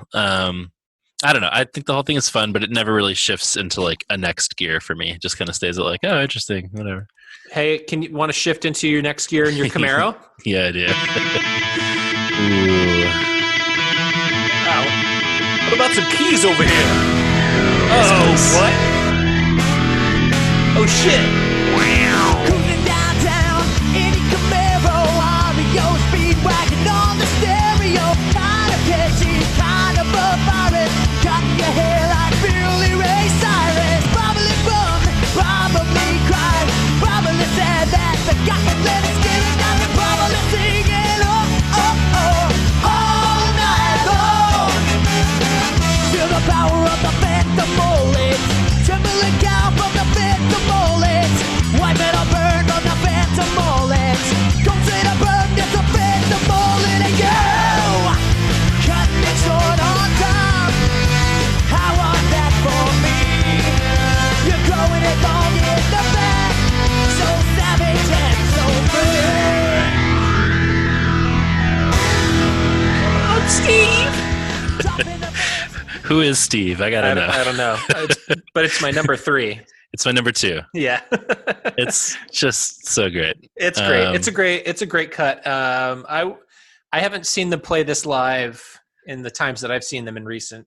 Oh, really? I feel like this became like a staple for them, but Did you see? I mean, we didn't see it in Chicago. I don't remember them playing Phantom Bullet in Chicago. I guess not. It must have been the times that I saw them headline rather than open. I saw them in Grand Rapids. I don't remember them playing in Grand Rapids. Interesting. Either. I feel like I've seen it recently. Maybe somebody can correct us on this, but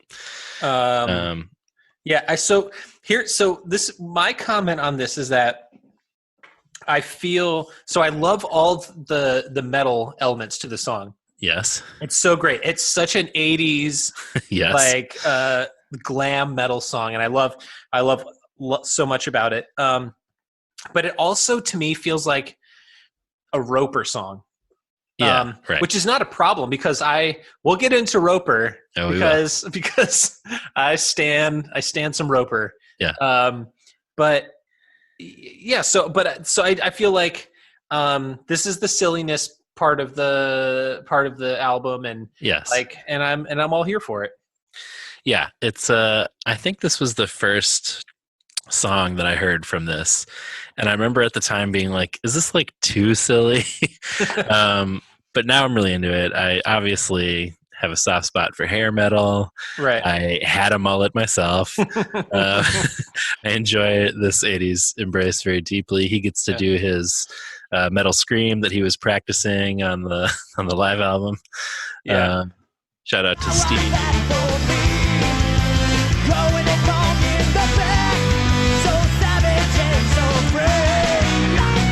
Yeah, shred. Love that solo.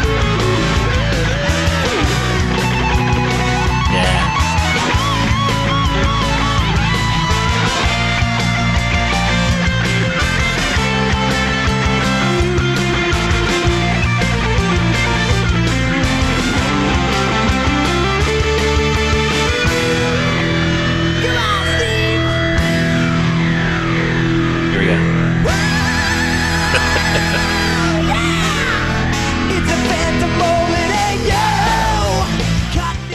I mean, the gang vocals. Ah, yeah, it's so good. I mean, he could be referencing any number of like metal like lead singers or songwriters that sure. I don't know. Steve is also just a good name for like a hair metal 80s buddy. Like, come on, Steve. I don't know. I'm into it. Into it. So let's go from the high of the Phantom Mullet to Bummerville.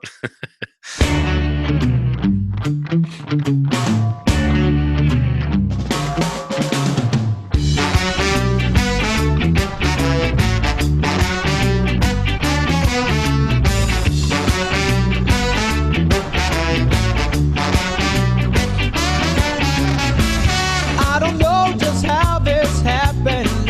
Didn't think it ever could.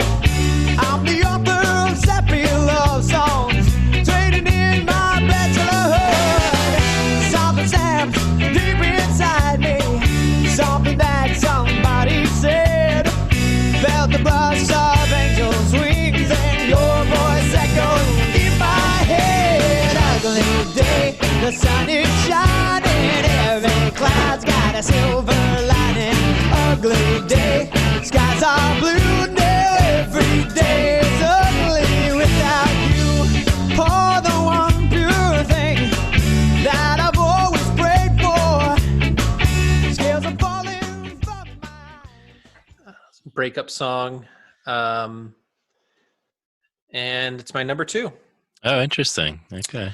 I know that Brian said last week that this song has never done anything for him, and I feel like that's probably maybe your case too. I don't know if you were like, but there's just something I like that so much of the songs have been like wrestling with ideas about the church and about God and about society and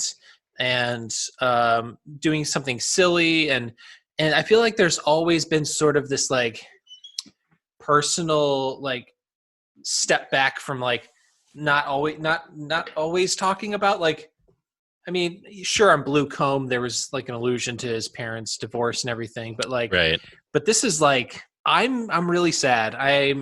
This is like it, like kind of like the ultimate vulnerability of being like, this ended and it sucks and I miss you. And that's like it's tough. It is tough. Yeah, no, I appreciate that. I think, for some reason I thought when we discussed this last week on the Proof episode that we were all kind of in agreement that like the song just was a little boring. I guess I was mistaken. I didn't really. I think maybe I was saying that the live performance. Version. Yeah, and it's interesting to get that insight from Jason earlier that the song existed and then sort of a specific type of breakup song was sort of grafted onto it. I don't know. I will say, I mean, first of all, those opening horns, it's like a very specific ska sound. I feel like it's sort of like the late 90s ska sound or something. And the chorus doesn't really hit me with them. Like, No, to me, I don't know. Maybe I feel like it almost sounds two-tone.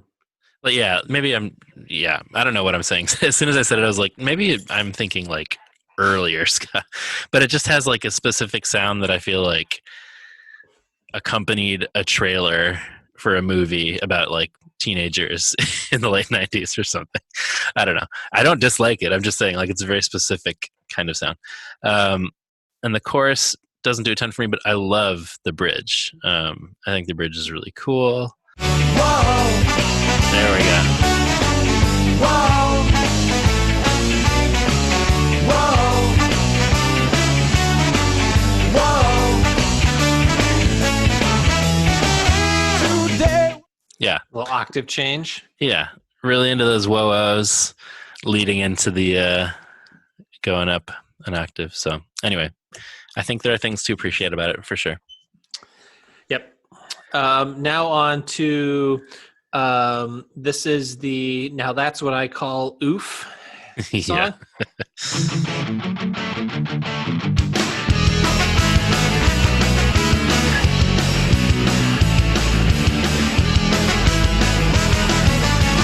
Flash Gordon soundtrack. I was in second grade. My first real record, yeah. Worn down, it played and played. Young yet blind, my double mind. When the world was black and white, watch me turn my back tonight on Freddie Mercury. Mr. Fahrenheit, yeah.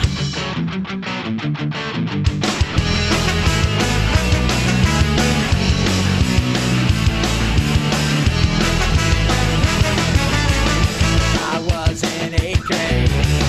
I said he was a queer. I thought he had it coming. He died of AIDS that year. My liberty, like Christ has been nothing to me when the world. Lots to say. Lots, and there's more. There's more in the song that comes later, but why don't you tell me some of your thoughts? I mean, my thoughtful thoughts are as follows. I think, we've alluded to this song a couple times already. Right. And I appreciate that he's tackling this. I appreciate that he is calling out that when he was younger, he says when the world was black and white, basically acknowledging like before you are capable of like nuance, these ideas are comfortable ones to have. So I think it's, I think there is some kind of like the vulnerability of talking about a broken relationship, whatever. There is a vulnerability to being like, I'm sorry over and over again to like a hero of his for what he sees as like homophobic or hateful behavior or whatever. Having said that, the whole love the sinner, hate the sin thing sucks. Big thumbs down. Thumbs down. Big thumbs down. Which is kind of, and I think we've talked about this before too, that like, it's kind of like the difference between welcoming versus affirming. Like when churches make a big deal out of being like, well, all are welcome. It's like, well, yeah, of course. Like if you're a church that doesn't allow people in it, like that's very unusual. But if you are like making the difference between like all are welcome, but like, actually we will celebrate you. That feels different. So the like, you can get married here. You can serve in board positions. You can sit on, you can be a pastor here if you wanted to, it's a big distinction. And the love the sinner, hate the sin. When you break it down, you hate the person. Right. So, yeah. There's no love if you are still hating because it's not who they are. Yeah. Because if it's their reality and identity and humanity. And so it's not, and so you're calling that entire part of them a sin and that you hate that part of them. Right. So, and I'm sure, and I'm pretty sure that Reese has distanced himself from he has, which also adds like another interesting complicated layer because he's already looking back on a previous theological framework and calling it out. And now today he's calling out that call out. And he's basically like, he said he was ashamed of it. I saw in a 2014 blog post, he said, at the time I felt I was doing the most honorable thing that I could, calling the church to the carpet on being homophobic. I thought that I could do so by pointing the finger at myself with my own homophobia. But now he says he just sees it as arrogant and condemning. So, shout out to that guy for like publicly processing his sort of like, I don't know, what did Obama call it? Like his evolving on the issue. Yeah. It's a complicated thing. And I, of course, appreciate a major Christian act at the time trying to call it homophobia, even if struggling while doing it. If it was a swing and a miss. Yeah, yeah. And I think it probably, for some people, it probably was like, oh yeah, this is great. This is like toes the line, and like I'm on board with this. And it felt like it probably for some people felt fairly progressive at the time. But yeah. And from the other side of the coin, I bet there were people who were mad that he was even that sort of open about loving someone who's gay or whatever. Yeah. Then we'll get into Between Pavement and Stars. Yeah. That has God Hates Flags. Right. Talks about Westboro Baptist. So that's like, it's even more, so like, this is a longer conversation, and a conversation that we've had many, many times on the pod about cancel culture. Like, so if someone picks up All the Hype Money Can Buy and looks at the song and sees that Reese wrote Love the Sinner, Hate the Sin, and it was like people didn't feel like you would go far enough or whatever. Like, I feel like in this time when he wrote this album, if he had written this now, like, he would probably be canceled and it'd be over. Like, I feel like Five Iron has spent their career, and Reese has spent his career being honest and wrestling and trying to be like, and he's done, in my estimation, he's evolved in the right direction. Some of the things and this is what we should all do. Like, we should all keep trying to think and be better, and do, like, I hold so very few of the same values as that I did when I was younger. I've changed a lot. If somebody told me like, oh, I'm pretty much the same as I was when I was 16, I'd be like, yikes. Yeah. So I just feel like this is a very public space that he has chosen to do this work. And I said this on the previous episode, but I admired the hell out of the guy, and it takes guts. I think there's a lot on this album that takes guts. Yeah. I also wanted to shout out this whole thing with Trey Pearson and the music festival. Do you know about this? Have you guys heard about this? Check out John's 90s stand-up comedy routine. Did you guys hear about this? The Christian Music Festival? It's a very specific comedy audience I have there. No, a few years ago, there's this thing, Joshua Fest, in California, Christian Music Festival. This band, Everyday Sunday, was... Oh, that sounds familiar. Going to play there, and the lead singer, Trey Pearson, came out as gay. Before they were announced. Right. Yeah. We might have talked about this already, as being at the festival. And then he said, I will be the first openly gay artist to ever play a major Christian festival. And after he did that, then they asked him not to play. What heroes. Yeah, so great. But what then happened was that Five Iron invited him on stage to play with them in their set, which is awesome. So I'm not saying and that solved the problem of LGBTQ and the church, but it's pretty cool of Five Iron to be it's allyship, and that's and that's what our former denomination sucks at.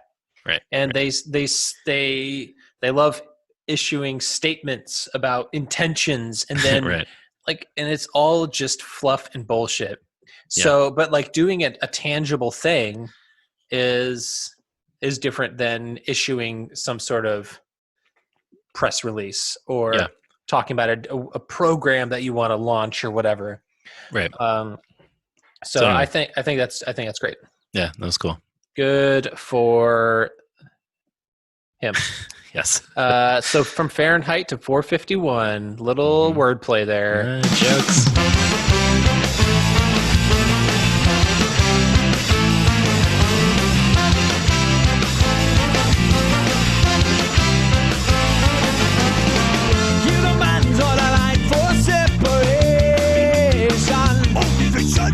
What's a man build up his walls for isolation? You make the vision. What no man? I'm sick and tired. All of the cowards at the radio station. No cathartic, locked up thinking. The quote of vernacular, I say that's a chicken. We're going nowhere, and it's happening fast.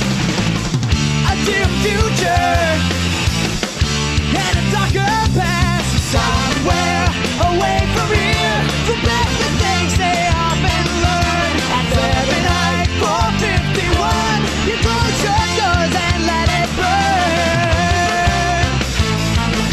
Yeah, yeah, yeah.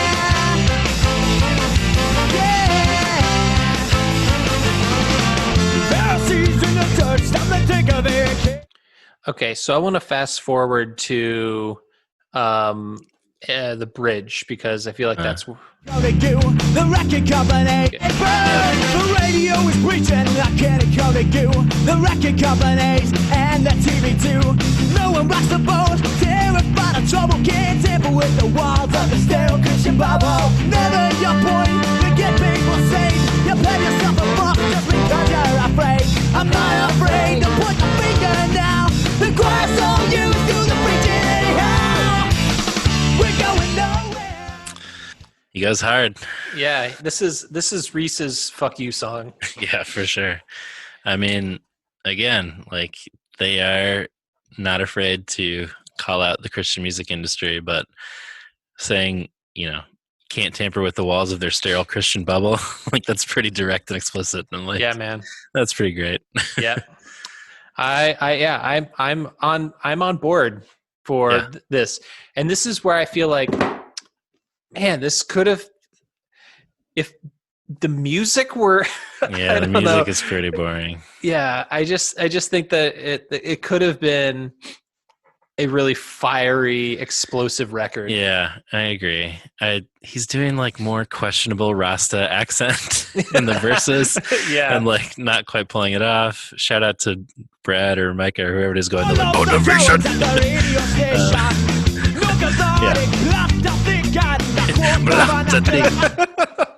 Big time. Big slap at the bass. That's basically what it sounds like. Slap at the bass.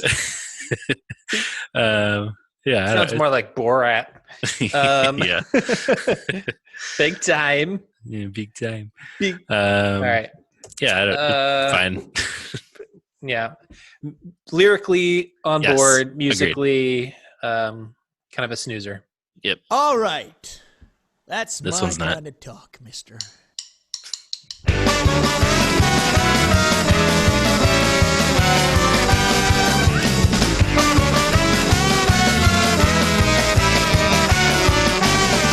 Well, I heard that your state could be sinking deep into the briny sea.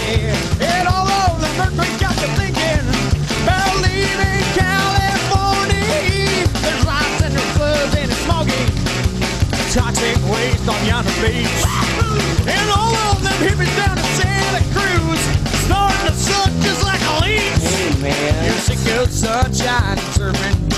You've had all the over you can take. Well, looky here, time's wasted. You just moved to the Centennial State.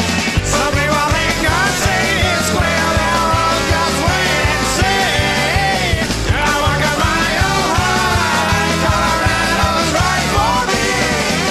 Well, riding on a cow can make you tired. Yeah, it gets a little cold. That's true. But if y'all could use a little swaying. This song's pretty fun. It's my number 3. Nice. I think it's super fun. I don't know who's singing during the chorus if it's just Reese or if there's somebody's doing like a Michigan J Frog thing. I think it's Reese, yeah. Okay. Yeah. Do you remember when he would like come out and be like, "It's the WB" or whatever? Like, yeah. Before shows. It's the WB. Yeah, this became a live staple of theirs, and I think I got to know the song mainly through shows because I was like, again, wasn't listening to this album a ton, but I got to know this one really well. Yeah. It's just a lot of fun. Ska, into it. He does an impressive yodel. Yeah. Shout out to that guy. Let me see if I can. If I remember correctly, Micah does. That is this. Micah. Yeah. Yes. If you got a boil, you can make it. Get out of my yard and give me my chicken. Something for me.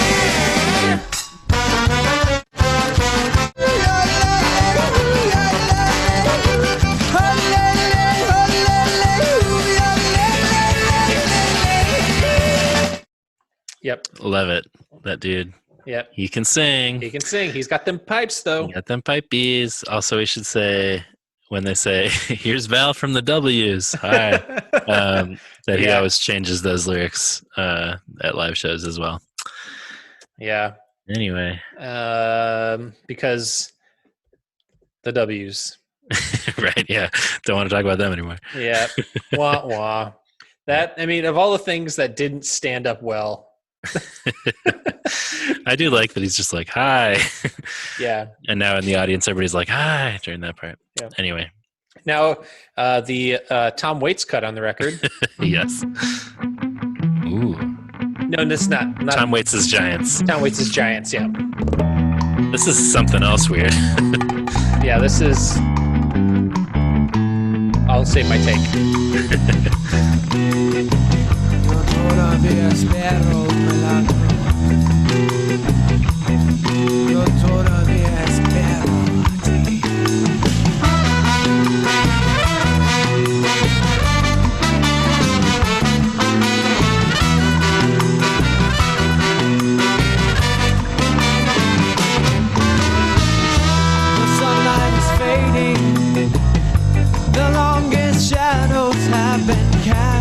Songs from a siren, hurricanes from the past, and I am a failure, defeated every time. So let me lie here, a sidewalk for a sign. I am so lonely. They say you are lonely too. God be my savior. I wait for you.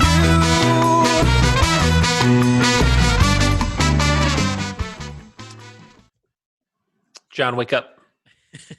The song's over. Are you saying it's boring and sleepy? Yes. I think it's interesting. It's a weird one. It's I don't know. There's just, I think I personally have a negative reaction to the lyrics of the song. Just that feeling shitty and being a failure and feeling lonely and crying out to God for just any sort of relief. Yeah, it has just historically been a negative experience for me.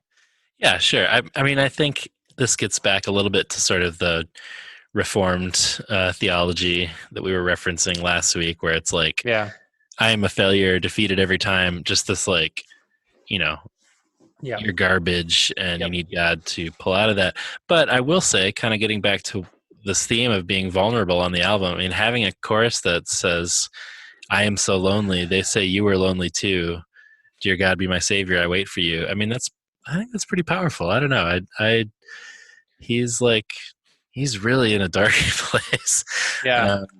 Reese told HM Magazine at the time of the album, it's probably the most depressing song you'll ever hear from us, which, yeah. Yes, I don't know. And the Spanish at the beginning, yeah, according to Google Translate, is "I still wait for a miracle. I still wait for you." Right.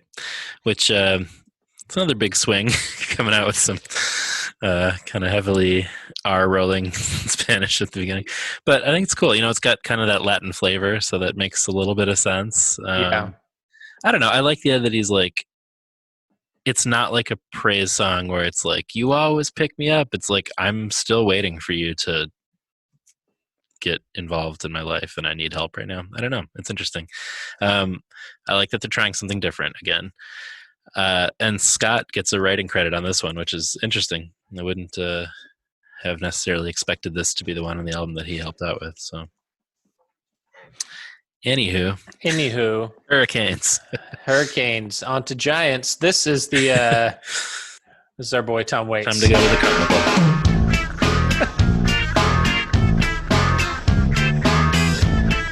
Who's going to show up in a second here? Wait, sounds familiar.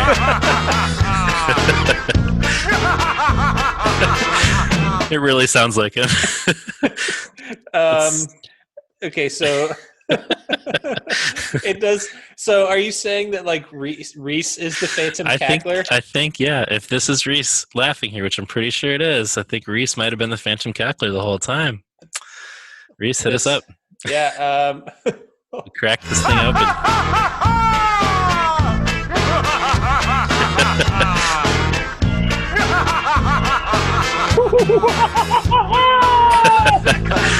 So similar.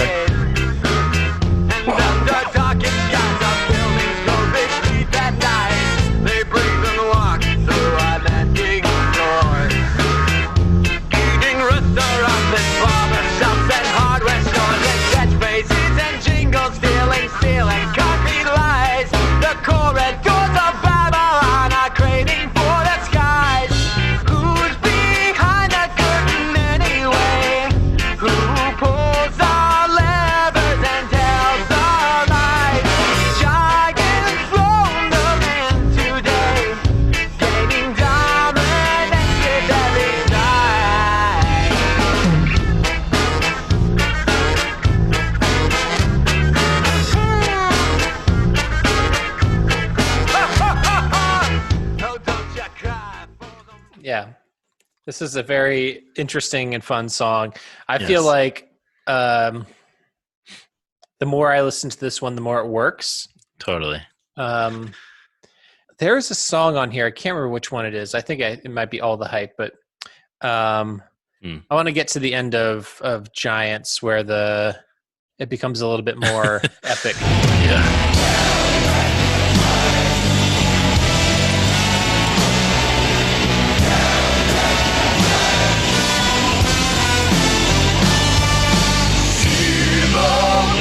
Sun is rising on the broken bodies from the darkest days. Giants lock together on and on, pushing all the weak out of the way. Who's behind the curtain anyway? Do you get the sense that this is like, to me, this kind of has like an anti-capitalist kind of bent to it? For sure. I think it's like, corporate giants. Yeah. I mean, the house taking over the world. The house is haunted by the ghost of Adam Smith. When you get a creepy little girl to come do a spoken word part referencing Adam Smith haunting you, you're doing like a screed on the ills of capitalism. Yeah, late stage capitalism. Right. Yeah, and I got to shout out those lyrics we just heard in that second chorus there. They're very metal. See the blood red sun is rising on the broken carnage of the darkest days. It's pretty cool. I like the whole theme of giants locked together, arm in arm, pushing all the meek out of the way. Yeah, very much the corporate greed. Yeah. I don't know. This song is weird, and the first I would like to see Tom Waits cover it. Giants pushed out of the way. Push the meat out of. It would not be a stretch. Behind the curtain anyway. Who pulls the levers and tells the lies? Who's behind that curtain anyway? We could do this literally all day. Yeah. Yes. I want more what's he building in there references. Yes, please. The people demand it. The first couple times I listened, I was like, it's interesting, but why did they record it this way? Like, the snare is so, like, the drum sound and the guitar is super weird. I get that it's supposed to be, like, creepy and scary, but I was like, the chorus itself is pretty straightforward, but they did it in this weird way.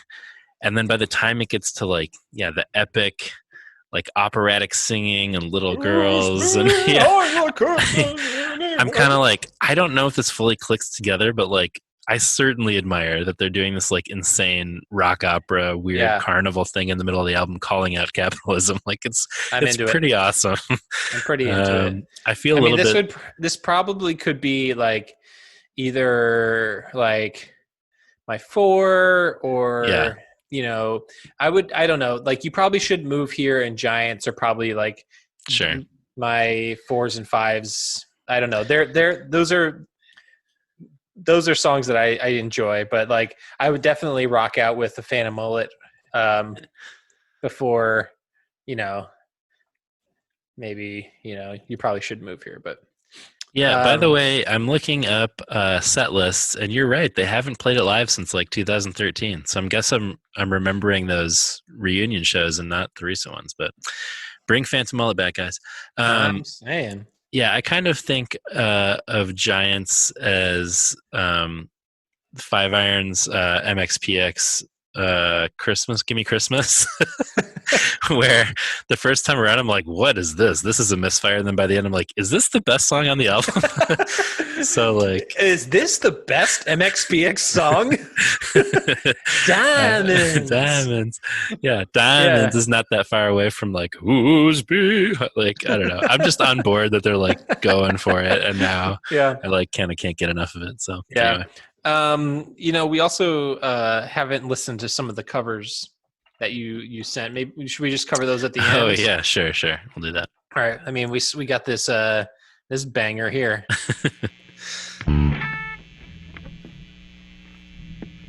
Pumpernickel.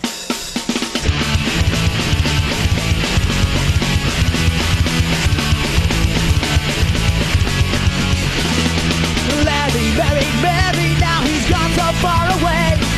I'm not going for to say that I still like Larry. I still like Larry. I still like Larry anyway. Classic short songs for short people type track. I mean, they gotta throw in like a short joke track in there somewhere, I suppose. I mean, it's not even really a joke. It's just like a punk banger, and just get it done real quick. Yeah, I mean, I don't know who Mary and Larry are, but yeah, whatever they're doing, it's working for me. It's This is not.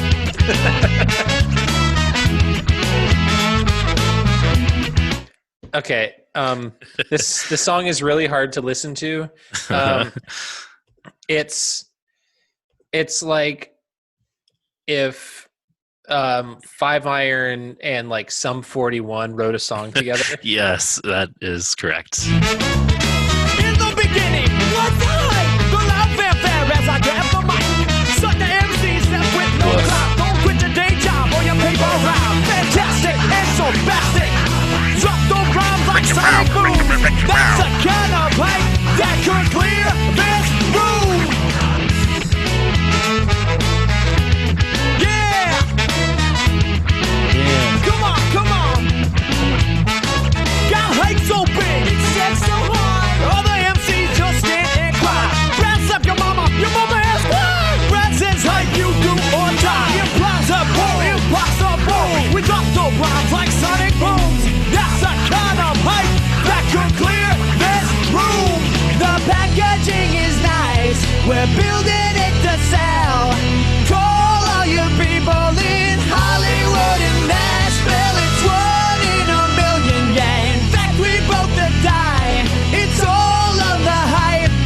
money can buy.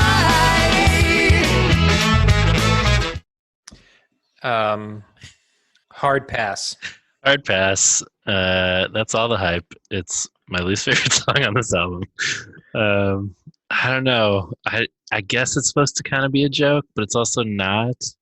I mean, I get what Jason was saying about like being turned off by Reese doing the verses in One Girl Army, like rapping, but that doesn't bother me. That like I'm fine with. This feels like he's like winking and putting on an act or something, and I'm just have you ever listened to Brave Saint Saturn? Yes. And we will discuss them. Okay, because the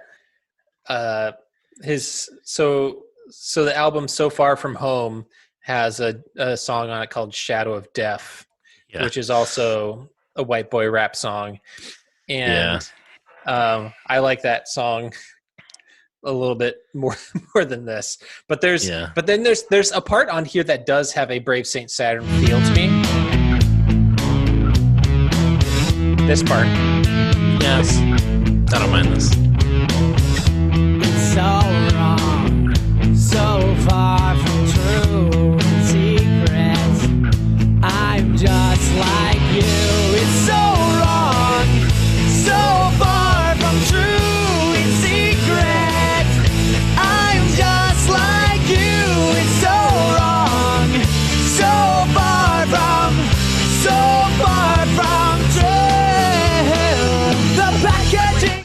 And then it's a hard turn back into white boy hip hop and turntables. I don't get it. I know that like the record scratches and stuff are very on brand for 2000, and maybe it's sort of winky and jokey, but I'm like, I can't get on board. So maybe they're doing this part of like, look, they want us to be these big personalities, and that like like talk about like how amazing we are, and that we're gonna sell all these records, and then the bridge is like, it's not true, we're the same. We are the same kind, we are the same people.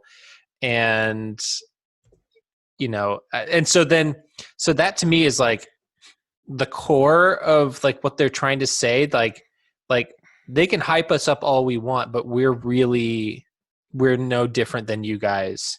Right. And I feel like this message in the bridge gets swallowed up by the rest of the noise of the song. Yeah. And I think they're trying to say like, playing into all the hype idea by kind of being like mocking what that might sound like for them to really sell out. Like, I don't know, kind of like making fun of that whole idea, but it doesn't really work. I don't need it. Do we need to listen to this song? Not very much of it.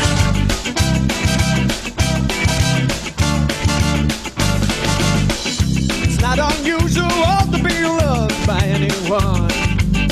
It's not unusual to have fun with anyone. When I see you hanging out with anyone, it's not unusual to see me cry. I wanna die. I wonder if he chose this song because of his emo phase post Christie. Yeah, I want to die. He's like, but when I see you hanging out, right. It's such a crime. Yeah, maybe.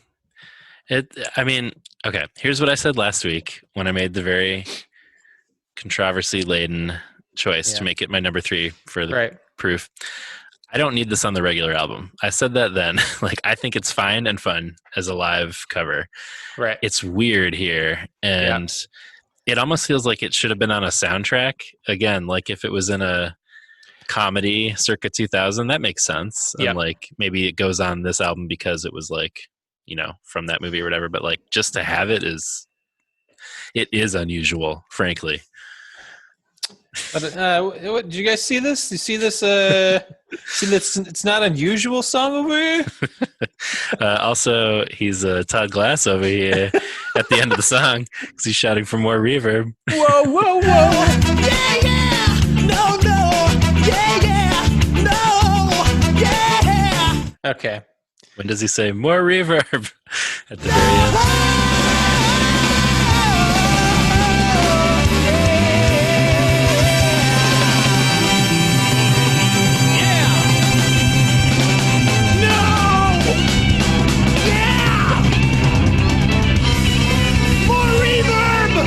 There we go. There it is. So silly. Todd Glass over here. Okay. Almost done with this record.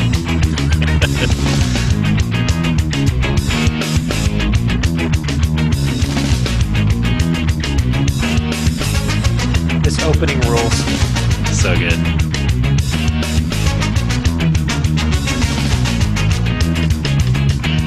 Amy's going back to school today. Elation, jubilation beams from her face. Did the hollow smell of gunpowder still? What made the human mind talk enough to kill? A new hope. When it's freedom, a new hope. Cast off your burdens.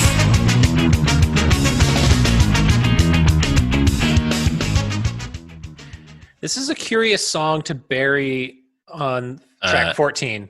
Totally agree. It's my number one. Yep. And it should be the first song on the album. That's Yeah. partly why I was like, maybe The Greatest Story should have been last, and World Without End is fine. This but was like, when I was talking about like that. I think another song could be number one. This was Right, my right, other the first song. So I like this. I like this song. I think the song struggles with the verses a lot. I don't. Yeah. I think the Reese's singing and delivery. I just don't think the verses are very strong. But like everything else, the New Hope, whoa! It sounds awesome. The opening guitar and like bass and horns, it all sounds great. And then the verses just fall super flat for me. Yeah, I can see that. I think it's the chorus that really does it, and that great horn part in the intro. Yeah. And then the bridge I really love too. The peace fills us by hope we steer. Yeah, it's another like great build up. Bass sounds great. So good.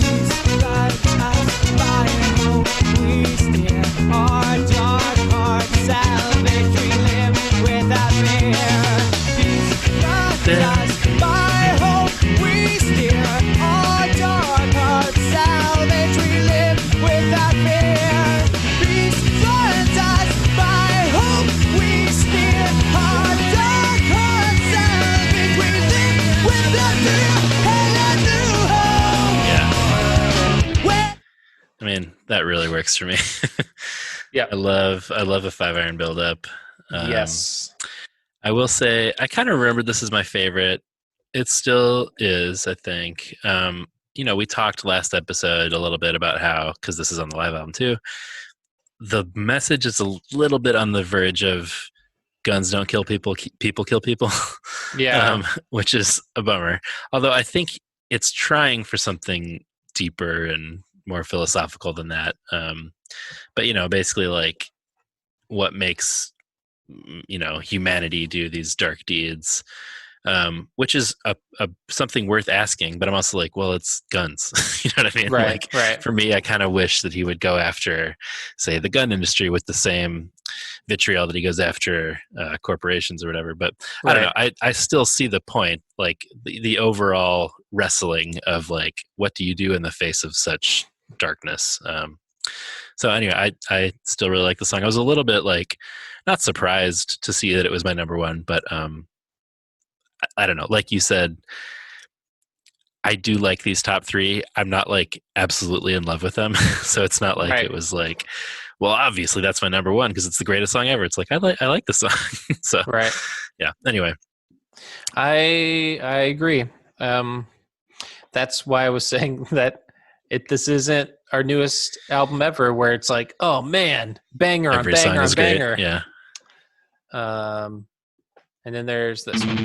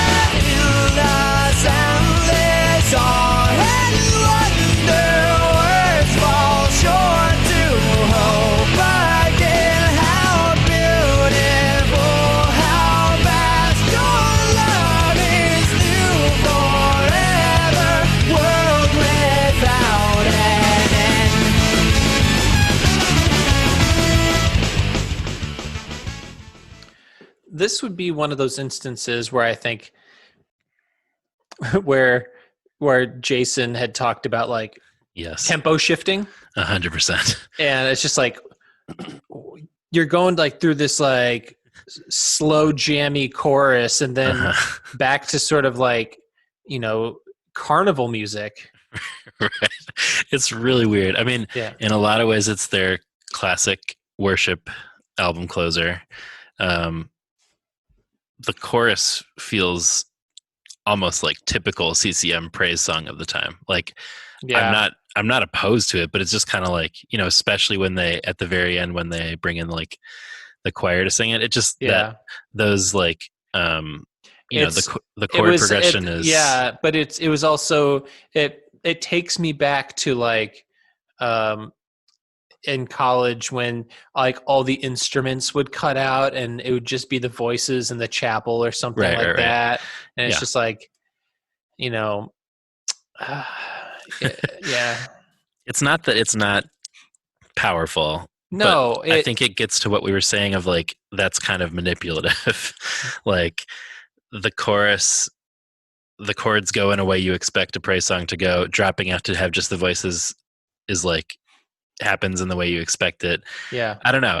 It's fine, but like, and then the rest, like the intro and the verses are like much more musically interesting, but like this crazy fast ska song, and then it slows down for like a pretty typical CCM worship song. It's a really interesting, in keeping with the rest of the album, very interesting and weird kind of mashing together of things. And I do think that the like, you know, treating it as a praise song is effective, but it's not as effective as Every New Day, which it's kind of trying to get back into that world, which they do a couple more times over the next couple albums, just like trying to sort of enter in that realm again. Anyway, I don't know. It's an interesting one. I'm kind of into it, kind of like not into aspects of it, but anyway, that's all the hype the money can buy. Yeah, I'm very curious to see. I thought sort of my top three were like sort of obvious, sort of like singles from the album, like the most obvious ones. So I had New Hope, Phantom Mullet, You Probably Shouldn't Move Here. You had Greatest Story, Ugly Day, Phantom Mullet? Yeah. Okay. Yeah. Speaking of... these covers over here. Yeah, he's trying to do some covers over here. Let's listen to a guy do a cover of World Without End on acoustic.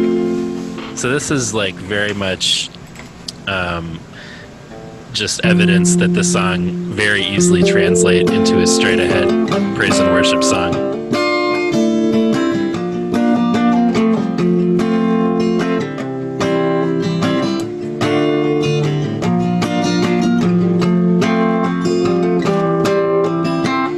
These are very typical praise chord progression.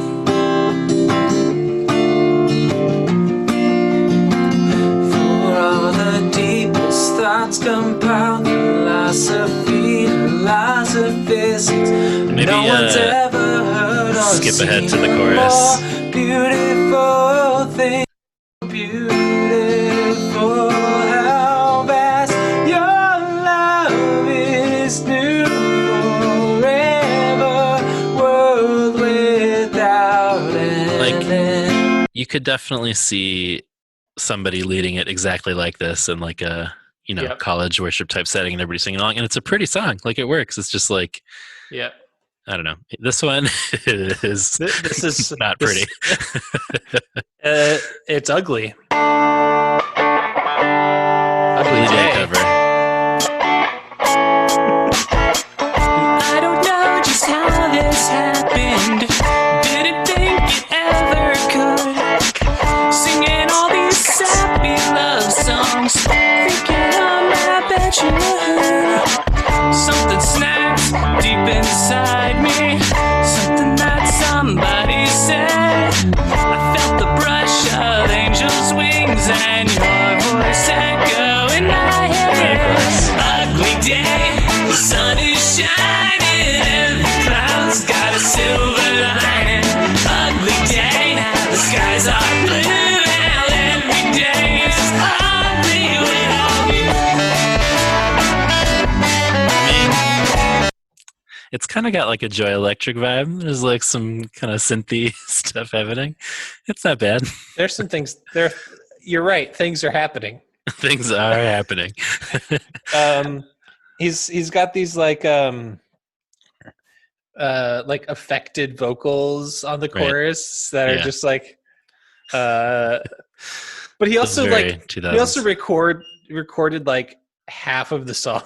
Yeah, I think he says even in the description it's like a sketch of a cover, so I don't want to shit on this guy too much, but like I do think it's interesting. Let's see what anti-proton on YouTube. Little Beatles. And that's some sort of Alvin and the Chipmunks, something. Anyway, shout out to Anti-Proton. Jesus. Send us your All the Hype era covers. And let's see if this guy's calls himself All the Hype. All the Hype. White Owl. But he's not uploaded. So you know what? I remember there was when I had forgotten to do this. I think maybe in our first episode, but there was a guy who was like, right after Five Iron said they were coming back. This guy's like, I'm gonna cover every Five Iron song, and then he did like 2 songs. It's kind of like Sufjan saying he was going to do all 50 states. Yep, and then only doing 2. No, he did Michigan and he did Illinois. Did he only do Michigan and Illinois? Yeah, that's it. Fail. Yeah, I don't think he ever really meant to do it. I think it was a joke. But anyway, well, let's find that guy and get him on the pod. Well, let us know what you think of this very interesting, complicated album over at Instagram, Twitter, and Facebook. You can rate and review us. Go ahead and smash that subscribe button, which helps us out wherever you get your podcasts. Let us know your thoughts at magnifiedpod@gmail.com, or you can give us a call at 872-762-4763, 872-7-MAG-POD for the voicemails. We don't need to only hear from the Dannies. Thank you, Danny's, for your support. But yes, it's true. We love to hear some non-Danny voices to mix it up occasionally. If you would like to support us, you can do so at patreon.com/magnifiedpod. John, do you see my dope hoodie that I'm wearing? I do see that dope hoodie. Yeah. I gotta say, it looks pretty good, guys. Yeah, it is a Magnified Pod hoodie that we sell over at our store. That's true. Even after many washings and many wears, it's still quite soft, and the logo still looks great. It looks good, man. They really printed it on there well. So yep, right over the zipper too. So it doesn't even still staying pretty legit. So we're gonna have to get some new logo stuff up on merch. Yeah, eventually. For sure. But you want some of our OG logo stuff? We have those ready to go. Yep, that's at magnifiedpod.storeenvy.com. Thanks to our shadow producer, who you heard earlier, Jason from Unoriginal Vinyl, and thanks to Heavy Ordnance Studios and Danny Lurie for our artwork. Well, time is winding down, but only for this episode. We want you to be found enjoying the next episode, when we'll cover 5 Iron Frenzy 2, Electric Boogaloo.